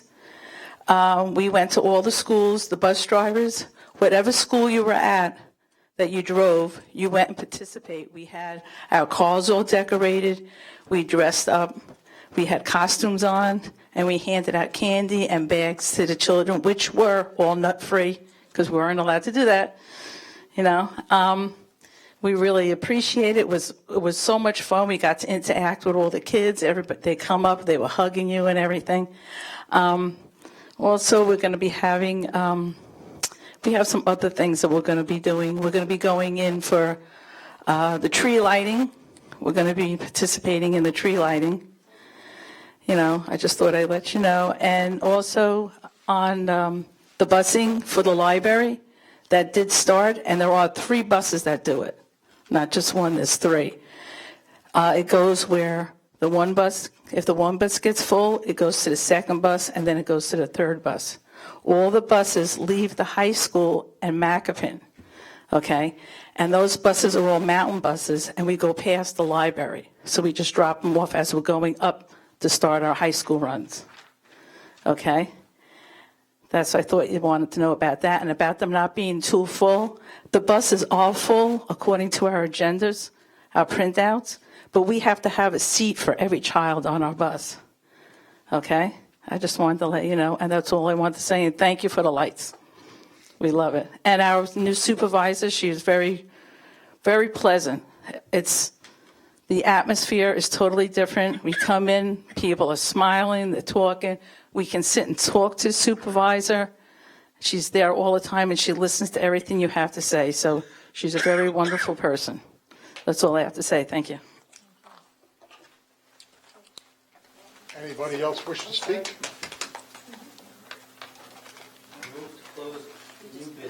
Second.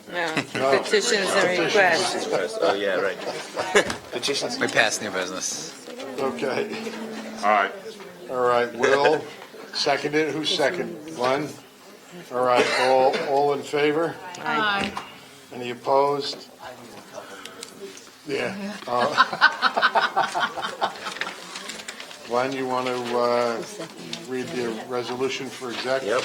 At 10:19 p.m., I'll make the motion to go into executive session for the purpose of discussing personnel appointments, resignations, current litigation matters, special education matters, negotiations, HIBs, and matters of attorney-client privilege. Second. All in favor? Any opposed?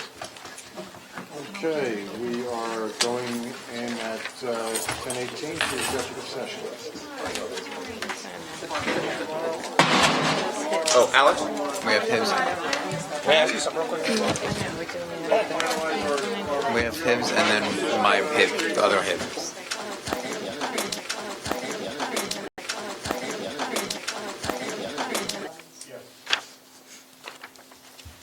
Okay, that's it, right? Well, No, we have a motion on the Yep, floor. we Brought have up a to new motion on the business. floor that Steve brought up earlier. With regards to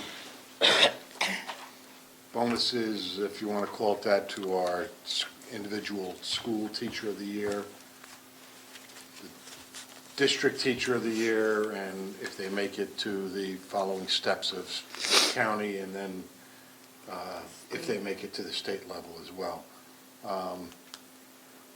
Any more discussion on that after exec? The motion is to do what? The motion is to award yes, to award a bonus to the teachers of the year, and Steve, correct me if I'm wrong, I just want to make sure we have this right. It's $500 for the school's teacher of the year, another $500 for the, I think it's easier to just say what the total is, and they're mutually exclusive. No, All right, go ahead. it should be each amount. So All it's right, another another 500 for a 500 total of for district. 1,000 for the district teacher, then $1,000 An additional county. $1,000 for the county, For the county. and then an additional 1,500 2,000. or 2,000. No, an additional 2,000. 2,000 for state. Yep. Okay. All right, any discussion? Nicole? No? Okay. Only thing I'm going to say, I think it's a good idea. I went over this with Steve, and although his original idea, like with that, we tweaked it and played with it and came up with what Steve proposed. And although I want to do it, I will be voting not in favor of it, and let you guys deal with it when comes time for negotiations. So I wish you luck with that, and we'll take it from there. Any other discussion? Okay, roll call, please, Barbara. Mr. Seidowitz. Yes. Mr. Drew. Yes. Mrs. Dwyer. Yes. Mr. Foodie. No. Mrs. Fritz. Yes. Mrs. O'Brien. Yes. Mr. Robbins. Yes. Okay, that's All it. right. That is the end. Second. All in favor? Aye. Any opposed? I don't think so. The meeting is officially adjourned at 10:50.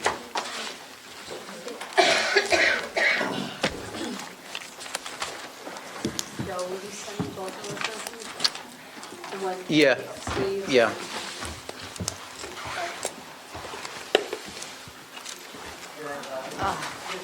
Look at her.